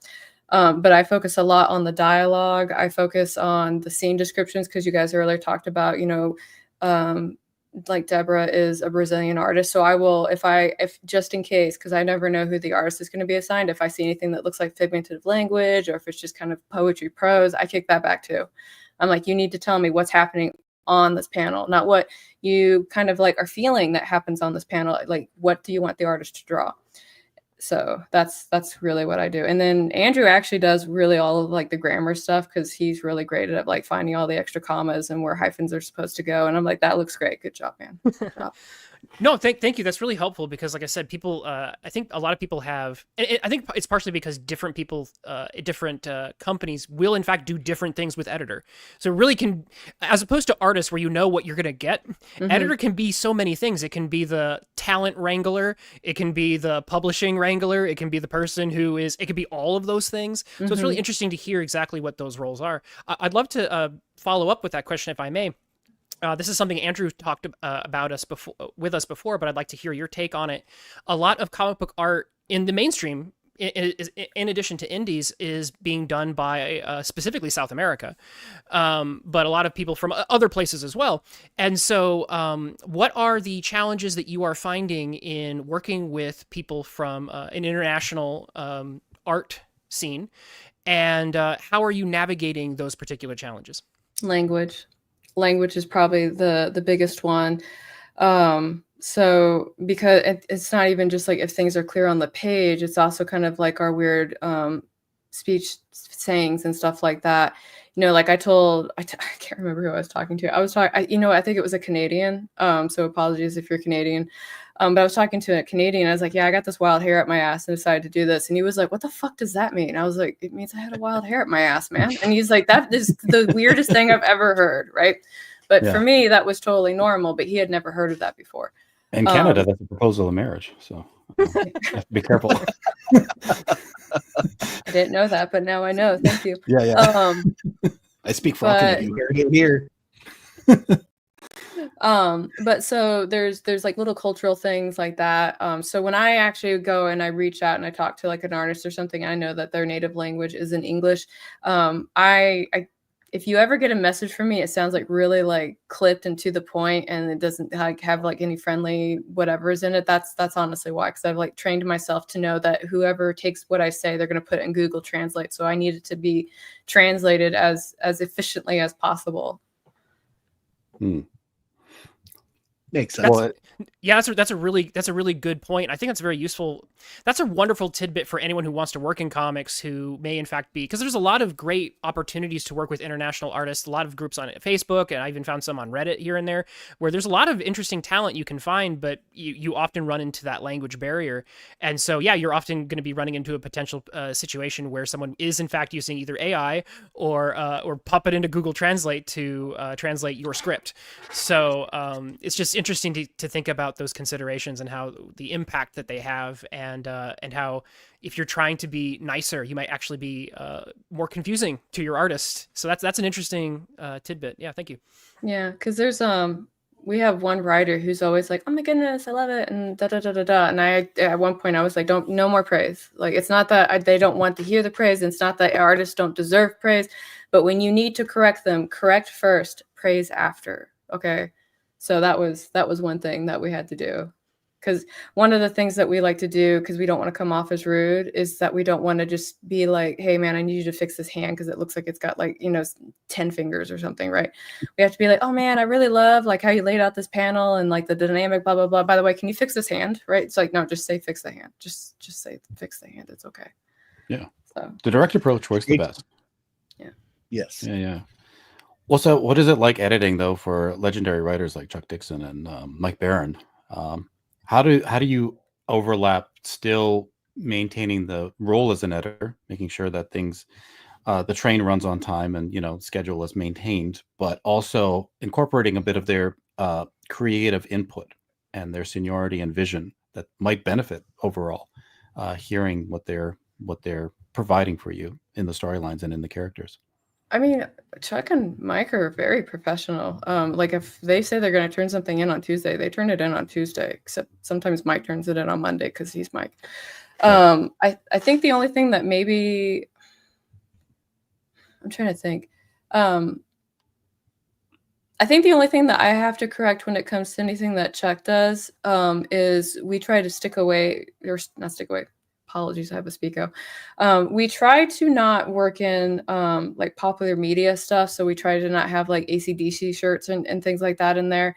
And because like that's so common right now, Chuck sometimes will put that stuff in there because that's what he's used to writing, because he's been writing for forever, right? So I'll have to come in and just make a note saying that I'm going to change this to a Norfolk shirt, and I send it to him and he thinks it's great. So that's all we really do.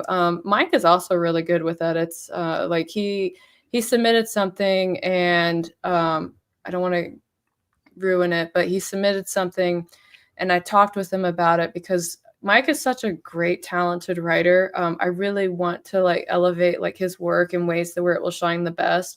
And so when he sent in the script, I reached back out and I was like, I think I still want to do this, but I think we have to change XYZ on this. And he was like, yeah, let's do it. And so he went and rewrote it and sent it back in. And yeah, no, he's great. No issues. So that's why it's easy to take like something like Horseman and incorporate it into the Rippaverse, because there is more of a fluid relationship working with senior writers like that. Yeah, they've been doing it for so long. Like trying to see, like I want to tell things, but I don't want to like spill tea on people at the same time as well. Oh, sure. I think maybe Daniel can speak to this as well. Occasionally when you work with like a new writer who's like getting their toes wet for the first time, they're extra fussy about certain things. And so when I encountered the fussy writer, I'm like, hey, I know you're really passionate about this, but like we only have like this is literally the constraint that we have to work in. And so I need you to work with me. And the amount of times like I've had like a new writer be like, well, let's just change the constraints. Like, no, like, like, no, this is literally how we have to do it. I'm sorry. It's true. And I imagine it's a little different with RIPPAVERSE because it's a company doing a very specific thing. I work predominantly with indies, so the conversation I tend to have is, I know you're really sold on this thing, but I don't think it's going to fly. You got to make a choice. And they usually go, well, I'm going to do it anyways. And I don't really have any clout in a capacity because it's just me trying to help, as sort of an advisor more than an actual, straightforward editor. Like if the buck stopped there with me, I would have to say, I'm sorry, we can't do it this way. We have to work on this together.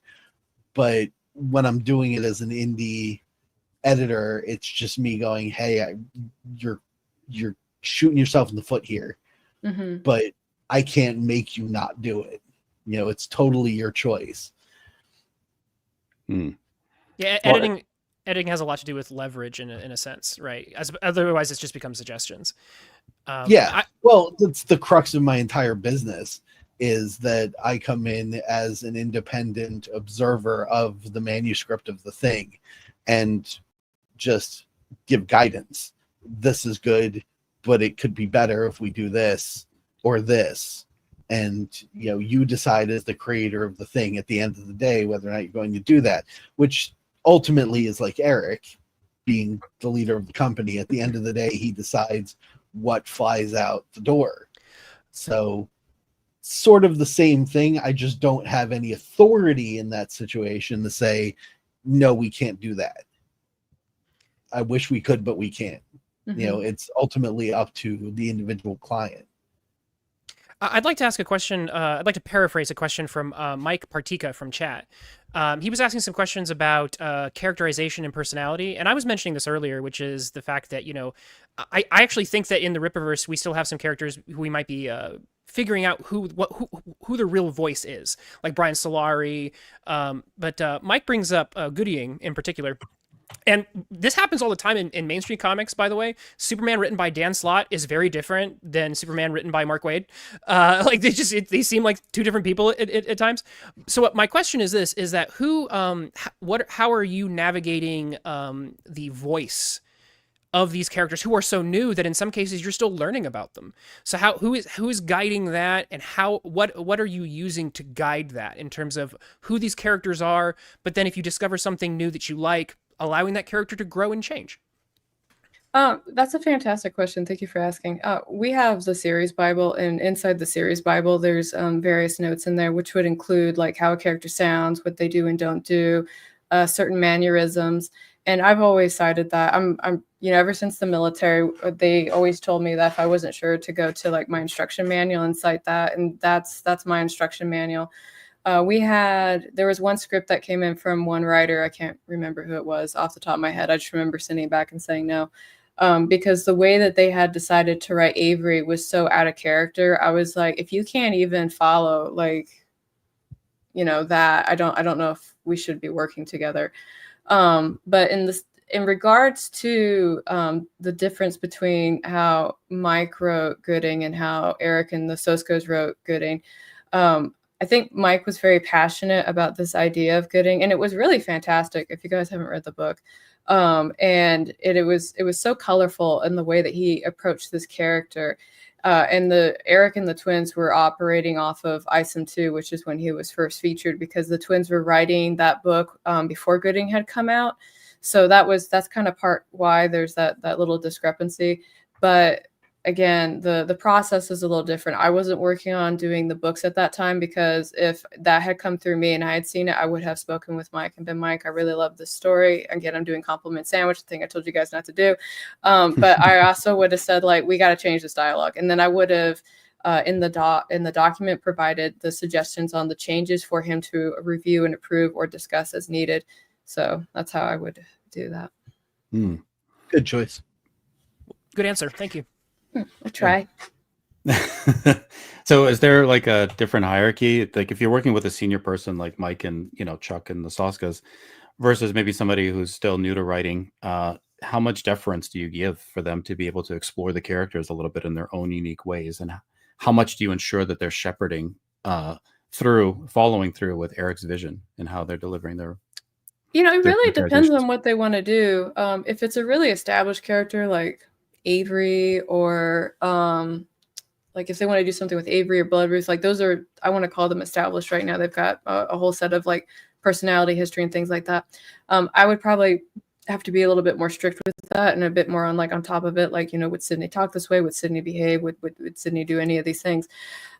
Versus if like somebody was kind of like, hey, I want to write about the guy that watched Avery like dive into a car. And I'm like, I don't have really a lot about him other than he stood by the car. And he was like, whoa. So yeah, sure. Like, what do you want to write? Then it turns into like a discussion at that point. Yeah. It sounds like there's a lot of creative back and forth at certain levels to make sure that these things are actually executed in the way that Eric would like to see them happen. Yeah, if I'm not sure about something that I read, I usually will like go and like bounce it off of Eric, and I'll be like, this is what they want to do. This is the intention. I think it might conflict with this. What do you think? And sometimes I want to say like 90% of the time he says it's fine. And so I tell them it's fine and let them go. And then 10% we talk back and forth, and then I give guidance after that.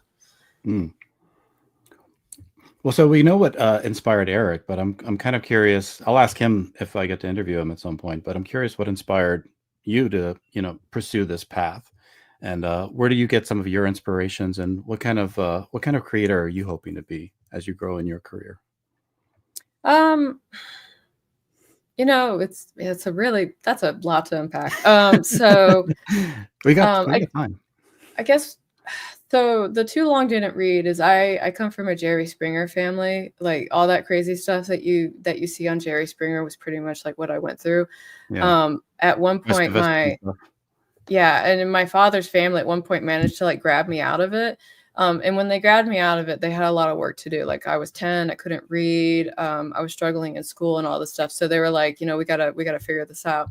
And I remember when I learned how to originally read, it was actually through a Sonic the Hedgehog comic, because, again, it had pictures and it had one of my favorite video game characters on it.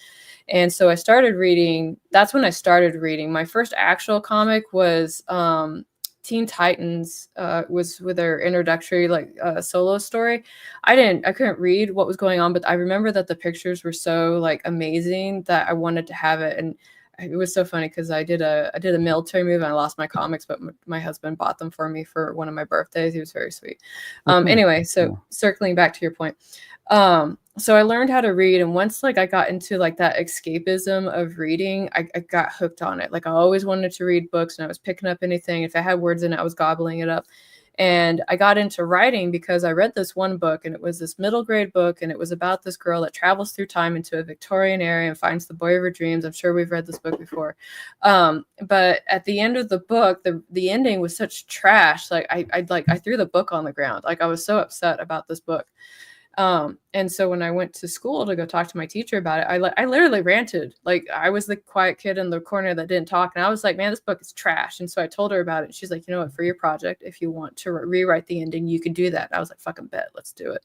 And so that was the first thing that I ever wrote. I fixed the ending to a story that I didn't like. And then I got into writing fan fiction because I was really into Dragon Ball Z, and I really liked the space in Dragon Ball Z and how it wasn't like explored as well as it could be. And so I was doing that. It was the most amateur work ever. Like I want you guys to imagine like cringe fan fiction. That was me. I did that. What aspects weren't explored well, did you think? What did you contribute? So I really wanted to do more with space, because in the older Dragon Ball Z, it was like, yeah, there's guys in there in space and they went to one planet, another planet. I was like, but we've got like all these races and all this stuff. And like, okay, so after Frieza died, like what happened to the power gap that was left after him? Like that's a giant empire, right? Like, did they break off into like merch sects? Like what's going on here? And I always wanted to toy with the idea of like because the idea, it's like, okay, we blew up one planet and we killed all the Saiyans. I was like, that's fucking bullshit. You're sending these babies out like fucking factories like all the time. There's got to be like a couple hundred of them still out there, right? Yeah. And so I wanted to toy with the idea that there were just some still out there and they're like hidden like goods or something, right? And so like there was one fanfic that I wanted to write, and I never got around to writing it, but every now and then I'm like, oh man, maybe I could write it. Like I'm a better writer now, but then I'm like, nah, it's okay. My time's gone for that. Did you get any training for writing? No, actually, No. I didn't. Just picking it No. up. Yeah, so there's like this misconception that you have to like go to school to learn how to write, and I'm kind of like, no, I'm pretty well. I mean, technically, you do go to school to learn how to write. That's what you do all the way up in elementary and through high school and stuff like that. You know, letters and stuff like that. But the creative writing process, some folks think that you have to actually go to school for that. You can, you don't need to. This is like the one job ever that you don't actually have to do those things. And True. but you do need to do it though. You do need to read. You do need to write. I would say that my formal training was probably when I went to a writing group to get feedback on my stuff. And that's where I got some fucking rhino skin. Cause like, let me tell you, like, you think book reviewers are savage? No, go to a freaking writing group and say like, give me the red pen. And next thing you know, like everything's red. You think you've written trash and you're kind of like, nobody loves my babies. Right. But you know, they don't do it to tear you down, but it's kind of like, if your writing's trash, I would rather find out at the writing group that my writing's trash than publish the trash and have people out in the grand world tell me that it's trash. Right. You know, Too right. Yeah. It's a, you know, it's abuse, but it's done with love, right? Like it's meant to make you better so that you don't go out there If you're lucky.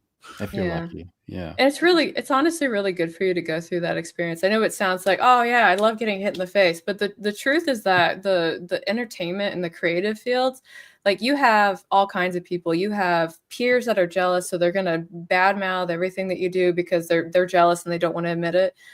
You've got people that are not going to like you because I don't know, like, did you guys ever like go to school with like the girl who didn't like the popular band because it was popular, right? Like there's people who will not like stuff. Were you? Oh man, I bet you wore the good heels too. I did, yeah. Really high. Stilettos. Oh man, fine choice. You've got that, and then there's just people like, there's just all kinds out there.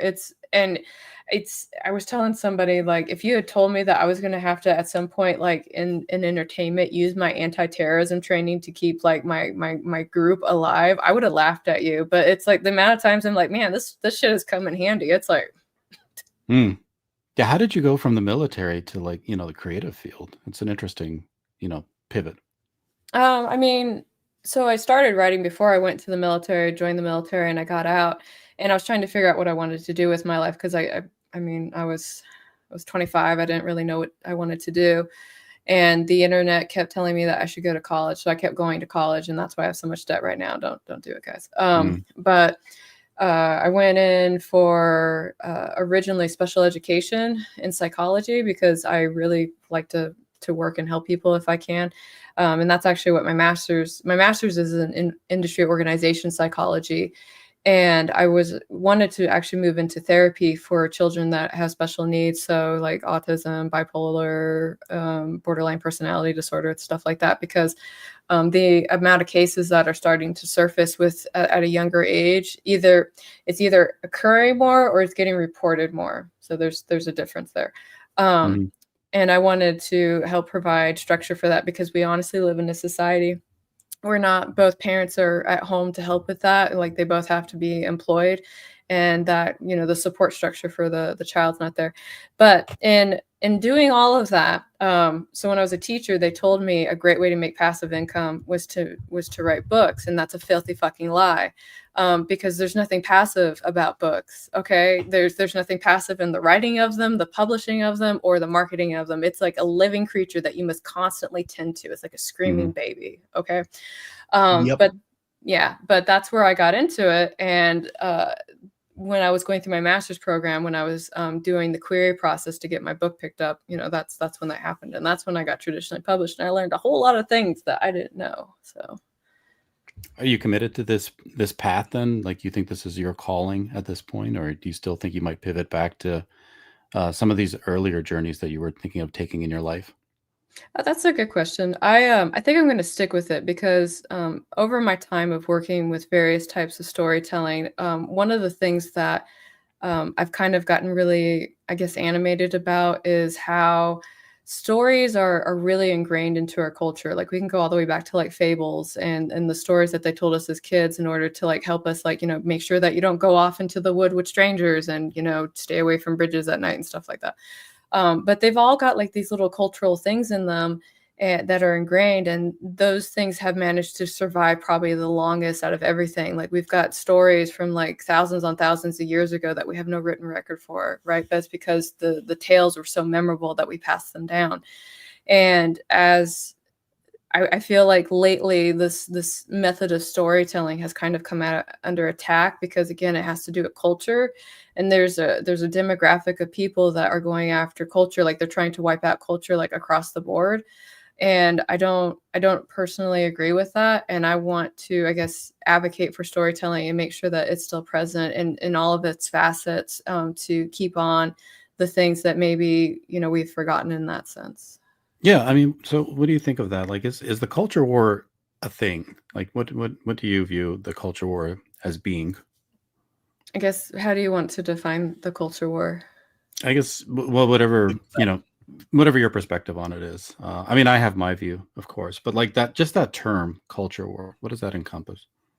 I think it's a lot of people that are absent of agency and purpose, and so what they're doing is they're being part of this back and forth discussion in regards to culture. And in some cases, and it's actually kind of tragic when I've talked to some of these people, like they'll say something to me, and I'll ask a clarifying question, and like the instant blank look that I get is kind of disappointing, because.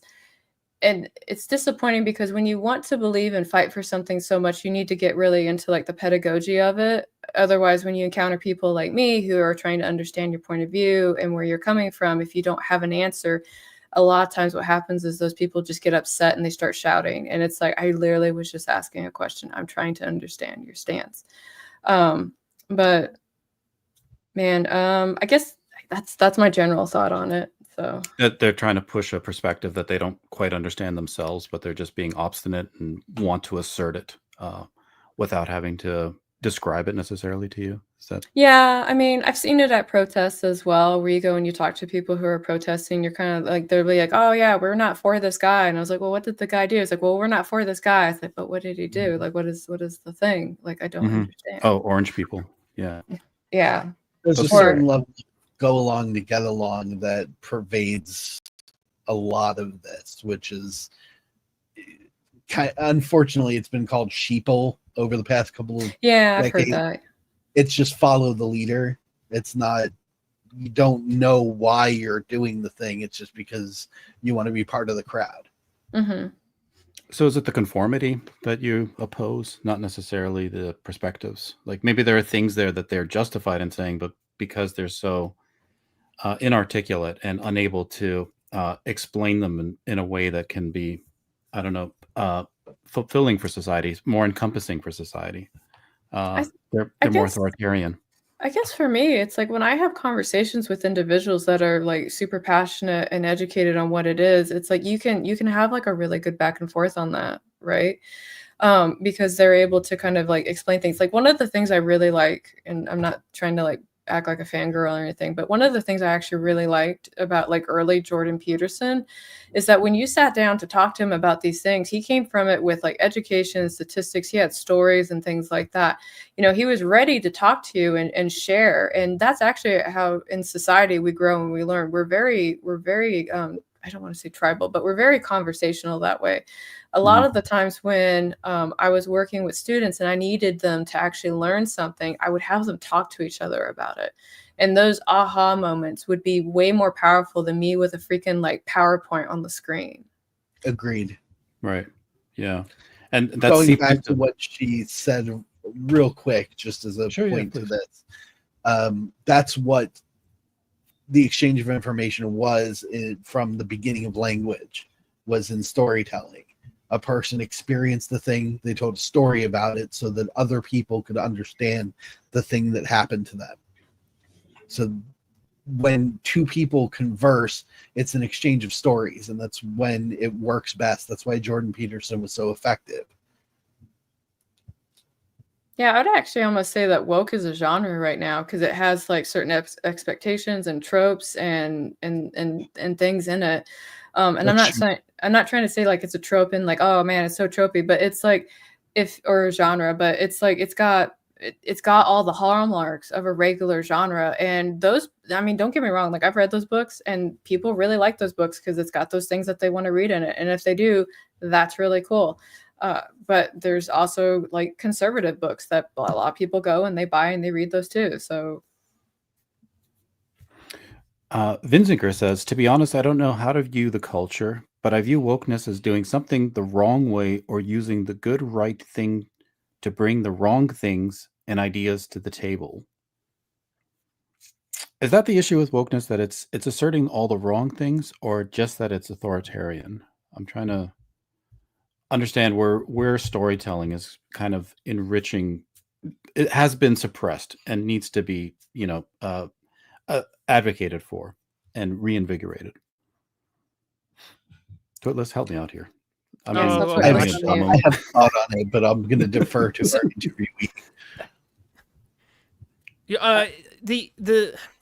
The whole concept of woke was the idea that you were asleep. It was this kind of matrix idea, right? Right. It's the idea that the way that, and it's always been a rebellion against the normative, which is why most of when you read the people who are critiquing this, that create the idea of wokeness, they're often criticizing normativity. They'll even call out in the literature heteronormativity or cisnormativity, whatever they want to call it.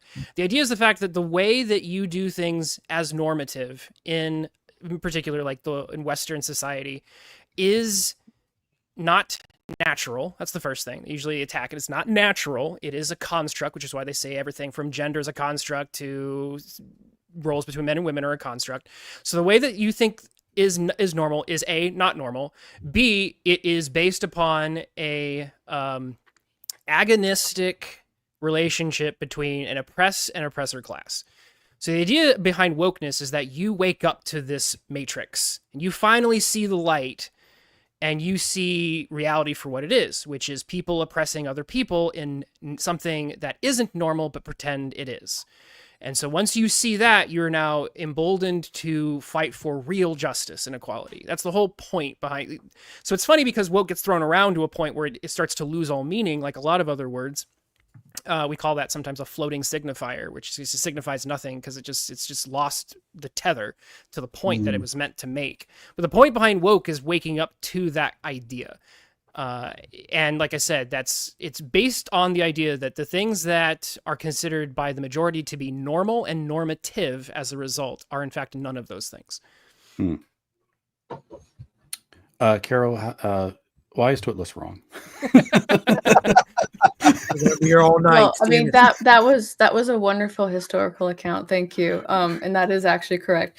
There is Vin actually in the comment section made a comment that I wanted to bounce off of a little bit, which he was talking about wokeness was hijacked by cultural matrix. Marxists.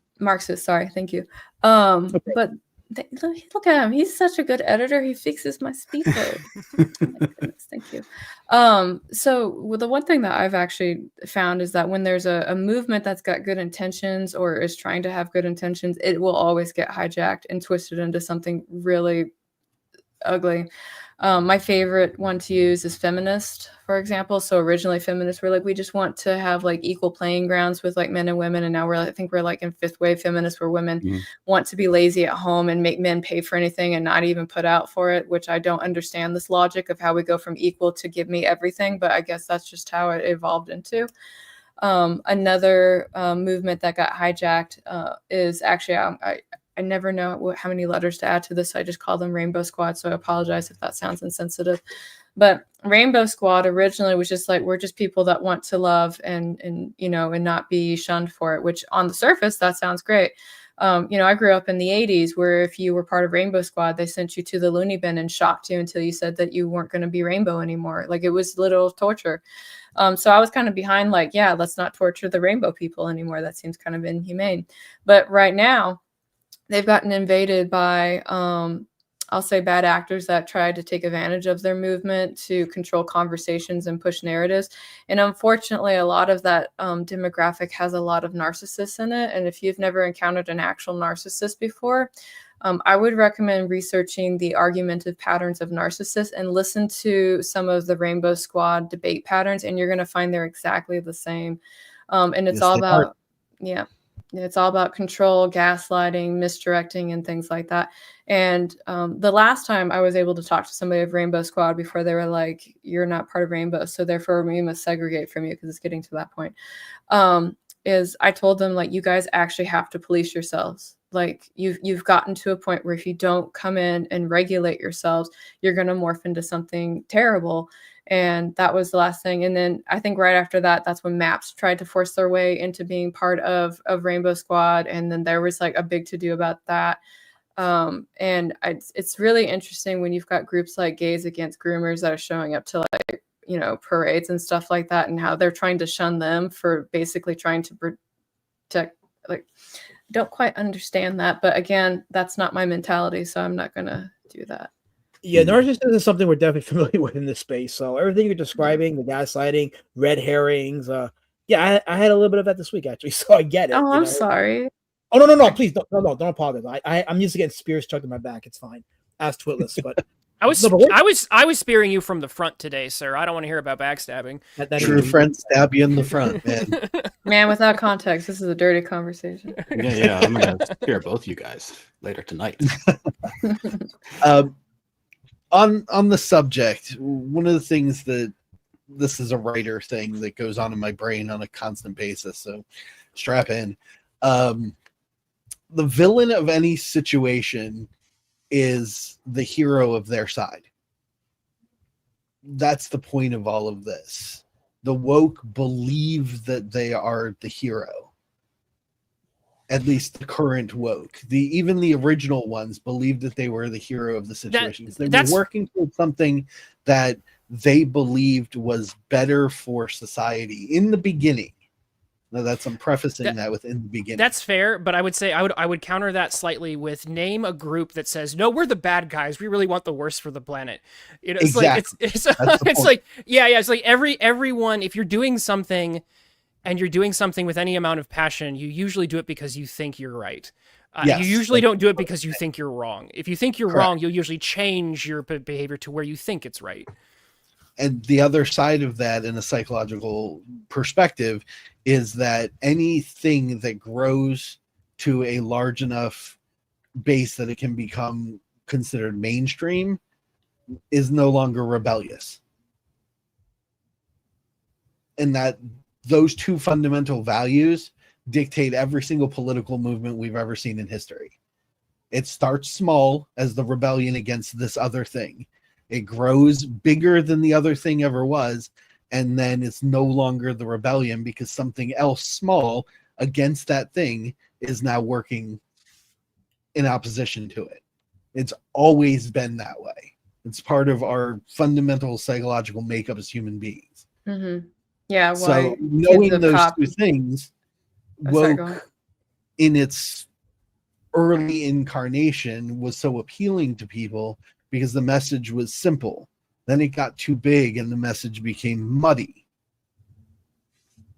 And so a new message that's simple is taking place, which is why we see recent pushback against the concepts. And it's like an eternal pendulum. Eventually, it always swings to the other side. And you can hold on to it over here for a while, but as soon as you let go, gravity takes effect and it swings to the other side in full force. Well, I guess circling back to your work, Carol, like, do you feel like you're part of the resistance in the creative work that you're doing? Is that some of the things that drive you? Or you just want to, tell those fanfics about Dragon Ball Z? Like, it's it's a weird space, right? Like, we want to be creative, but then we also know that there is this authoritarianism that we want to comment on and respond to. So which side do you fall on? I think it depends on who you talk to, because I remember when I started really like picking up on my writing and things like that, I actually had some of the woke people like come over and be like, okay, we need you to put this in your book. And I was like, that doesn't fit my book. Like that's not what I'm writing. That's not what I'm aiming to write. And it's not going to fit and it doesn't feel organic to what I'm doing. It's like, but you need to do it. It's so from that front, I would be against it because I'm basically pushing back on things that people are asking to have represented in my work. On the other hand, like I'm trying to think. I don't want to say stay in my lane, like, because there's one part of me that just wants to write stories, right? And I want to write them and I want to have fun with them and I want to share it, even if it's just with one person, be like, look, I fucking wrote this. And they'll be like, oh my God, I love it. And I'm like, oh, my life's complete. Thank you. There's that part of me. But then again, going back to the culture war thing, it's like on that front, I guess I'm fighting because when they come and tell me that my stuff has to be done in a particular way, I push back on that, where other people, like, we'll take romance industry, for example, because they're notorious for this. The romance, I don't know if you guys know this, but the romance industry is a very left-leaning group. I am shocked. Yeah. And in fact, if you find I want to say that there's probably only like maybe 5% conservative romance writers and the rest are all liberal. But when Not even 5%. Listen, I'm being generous. Okay. Somebody's got two pennies. Yes. I think Daniel is one of them. I don't know. Yeah. But they, I have some insights into that industry. Yeah, no, because I do too. Because one of my friends had a publishing house for it, and she actually worked with a really left-leaning group. Like, I'll tell you guys that story in a minute. But so when the whole like we gotta gotta have people of color, we gotta have disabilities, we gotta do all this other stuff. Like they all got on it, and if you were writing something you didn't write it, man, they fucking threw you to the wolves. And it would be like so and so wrote a book, but she wouldn't put a person of color in it. Like everybody look at her and mock her. And then not only would they do that, but they would fucking review bomb these people. Like it's fucking vicious. They still do. Yeah, like the story I was going to tell you. So my friend had a publishing house. It was a romance publishing house. And originally I was thinking about going and working with her, but then she showed me like her roster of other authors. And I was kind of like, you know what, I really like you and I don't want to make friction. So I'm going to go do something else. Right. Because she had all the trappings of people that I was like, that could be a problem. And one of those people basically fabricated a story about how she was racist and, anti-trans and all this other stuff. Like it was absolutely fake, 100% fake. This person made it up and put it on the internet. And nobody bothered to check or verify or do anything. No dobe, no probe here. Okay. And she, like all of her authors left her. People were asking for book returns. Like a really popular figure in the romance industry basically shunned her. No fact checking. They just did it. Like pure mob mentality. It was absolutely shameful. And at one point, like, when I saw like this shit show go down, I reached out. I'm like, hey, are you okay? And she's like, you're the only person that's asked if I'm okay right now. And I was like, whoa, that's fucking wild. I haven't talked to you in a year. So sad. Yeah. It's amazing that this space like found so many like-minded people that all feel that way, that like art and culture are being co-opted and suppressed, and honest expression isn't being allowed to flourish anymore. Yeah, I think about that every time I speak, and I'm not allowed to talk when this hijacks my opinions. But yeah, I totally understand and agree with that point. You don't represent culture. You're a duck. Damn it. Yeah. Do ducks have culture? Quack, quack. I have to clarify something. So this is not a D word. We don't say the D word because it's racist. He's a beast citizen. This is a beast citizen. Beast citizen. I apologize. I'm new to this entire don't thing. Apologize So the lowly duck. Don't say that word. We're trying to make amends here. Damn it. No healing on the stream. I forbid it. Representation matters. Could you give us some story ideas that you've had bouncing around in your head? Things that you'd like to write that you maybe didn't have the opportunity to before? Oh. Never ask a writer that. I know. I'm like, it's like I got to go through the graveyard of stories I put to rest. What about your CARITA-verse? If you were doing the RIPPAVERSE, what kind of heroes and things like that would you like to see? That's like.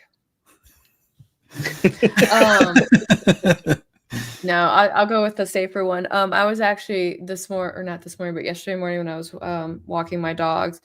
I was talking to my husband about how there's too many like RPG lit stories out there. I was like, and they're all the fucking same. Like I was just going on this rant for a while. And then he was like, well, if you would do it different, how would you do it? And I was like, I would make a game NPC get hacked and suddenly become almost like a player character, right? Like that's how I would change that. So like the game basically kind of came alive, and then they were like, there's this anomaly that's running around in the game, and now it's killing players, and we don't know what to do, right? That's what I wanted. That's what I would probably do. But now that I put it out there in the world, maybe somebody else will write it. So. Oh, well, hopefully Eric picked it Somebody up. did. Did they? What is it? What's it called? An author, a small indie author named James Craig, did a comedy with that entire concept called Infinite Money Glitch. Infinite. I'm gonna read this shit because I need something besides solo leveling. Infinite Money Glitch. So happy that we A talked. character NPC gains sentience and general sentience, and the idea that it's more like a person than the characters are, and basically uses an in-game cheat code to completely break out and takes a whole bunch of insane adventures because of it. It's a very interesting book. Of course, now I'm running into all these books. So it's like how to make money effortlessly. It's like, no, I want the RPG book, bitch. They like give it to me. His name is James Craig, Krake. Oh wait, I think I know James. Mhm. We talked to James on Twitter. I don't know James, but I know James. Okay. Mhm. Okay, anyway, I'm gonna buy No, James's book. James. Circles and circles. Yes. All right, I bought James's book. Bat says solo leveling is mid. So just I think But it's so entertaining. it's the fights. The director of the fight scenes like really like sells like that kind of basic bitch plot. Yeah. Mm-hmm. So. nice. If the flash is good enough, the story doesn't need to be anything more than mid. Yeah, there was like I can't remember. There was like some anime I was watching with one of my friends, and he was like, "This is the greatest ever. You're gonna love the action." And like, don't get me wrong, there's definitely action, but this was like an anime that was written for people with ADHD because it was like we were doing one plot point, another plot point, suddenly had backstory, and then that bitch died, and then I had backstory for that one. I was like, he's gonna die too, and sure enough, he died. And then suddenly a new villain showed up, and then that villain fell in love with the main character for literally no reason that I can figure out other than he was just the main character. And then she died like on the same episode, right? Like it was just like I like whiplash, like just constantly. And he was like, "Isn't this the best shit ever?" And I was like, "No, it's not." It's all happening too fast. Yeah, like I can't even crochet. Like I have to like have eyes like unblinking towards the screen at all times. Taped open. Yeah. That's the only way to enjoy it. But you've been very gracious with your time, Carol. Thank So you. thank you very much. Is there anything you'd like to promote and plug before we say goodnight? Yes. Thank you for asking. I've recently started a charity. It's very fresh off the presses. It's called Run with Bitches. But basically, this is a charity in which I inspire you guys to walk with whoever your paw pal is, or if you've got a snake, like carry the snake. I don't care, whatever. But on Run with Bitches, the fitness challenge, it's for 30 days that you just have to walk your dog every day. But if you want to buy some merch of Run with Bitches, any of those proceeds goes towards a local animal shelter to make sure that those furry friends find their forever home. So that's what I'm plugging. Oh, that's nice. What's the URL? I can type it in the chat there. Runwithbitches.com. I was really surprised it was available. That's true.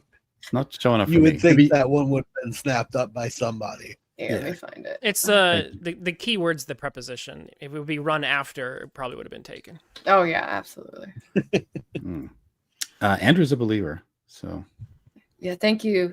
I also send him puppy pictures, so here you go. I put it in the chat for you. cool. Yeah, let me drop it in the. I like Trigun quite a bit. Zaid. All right, guys. You go out there and find some bitches to run with. You know. Yeah. Touch grass. Chat. Do something good in your lives.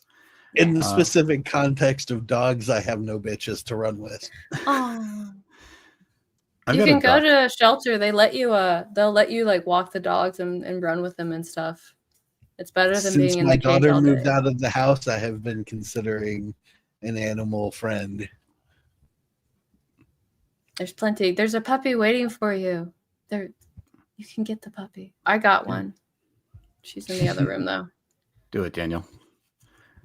Don't let those dogs Kara will just be sending not me know your pictures love. constantly until I bend the knee. Yeah, it's kind of like Royce with the goat. I Oh, man. harassed Royce for like a year to get his wife a goat, and he kept being like, "No, I will not do this." And then finally it happened, and I flew out to pet the goat. Yes.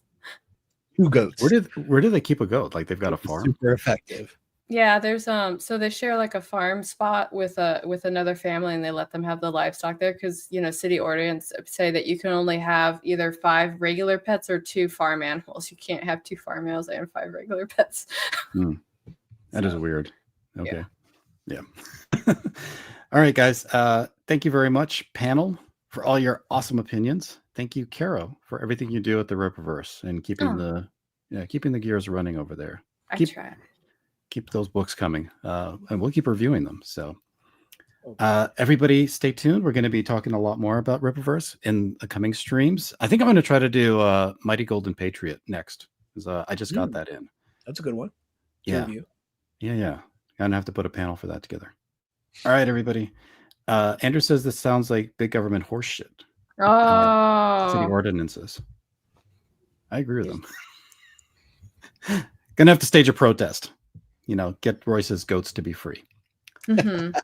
All right, everybody. Have a good night. Thank you. Bye, friends. Thanks for having me. Bye.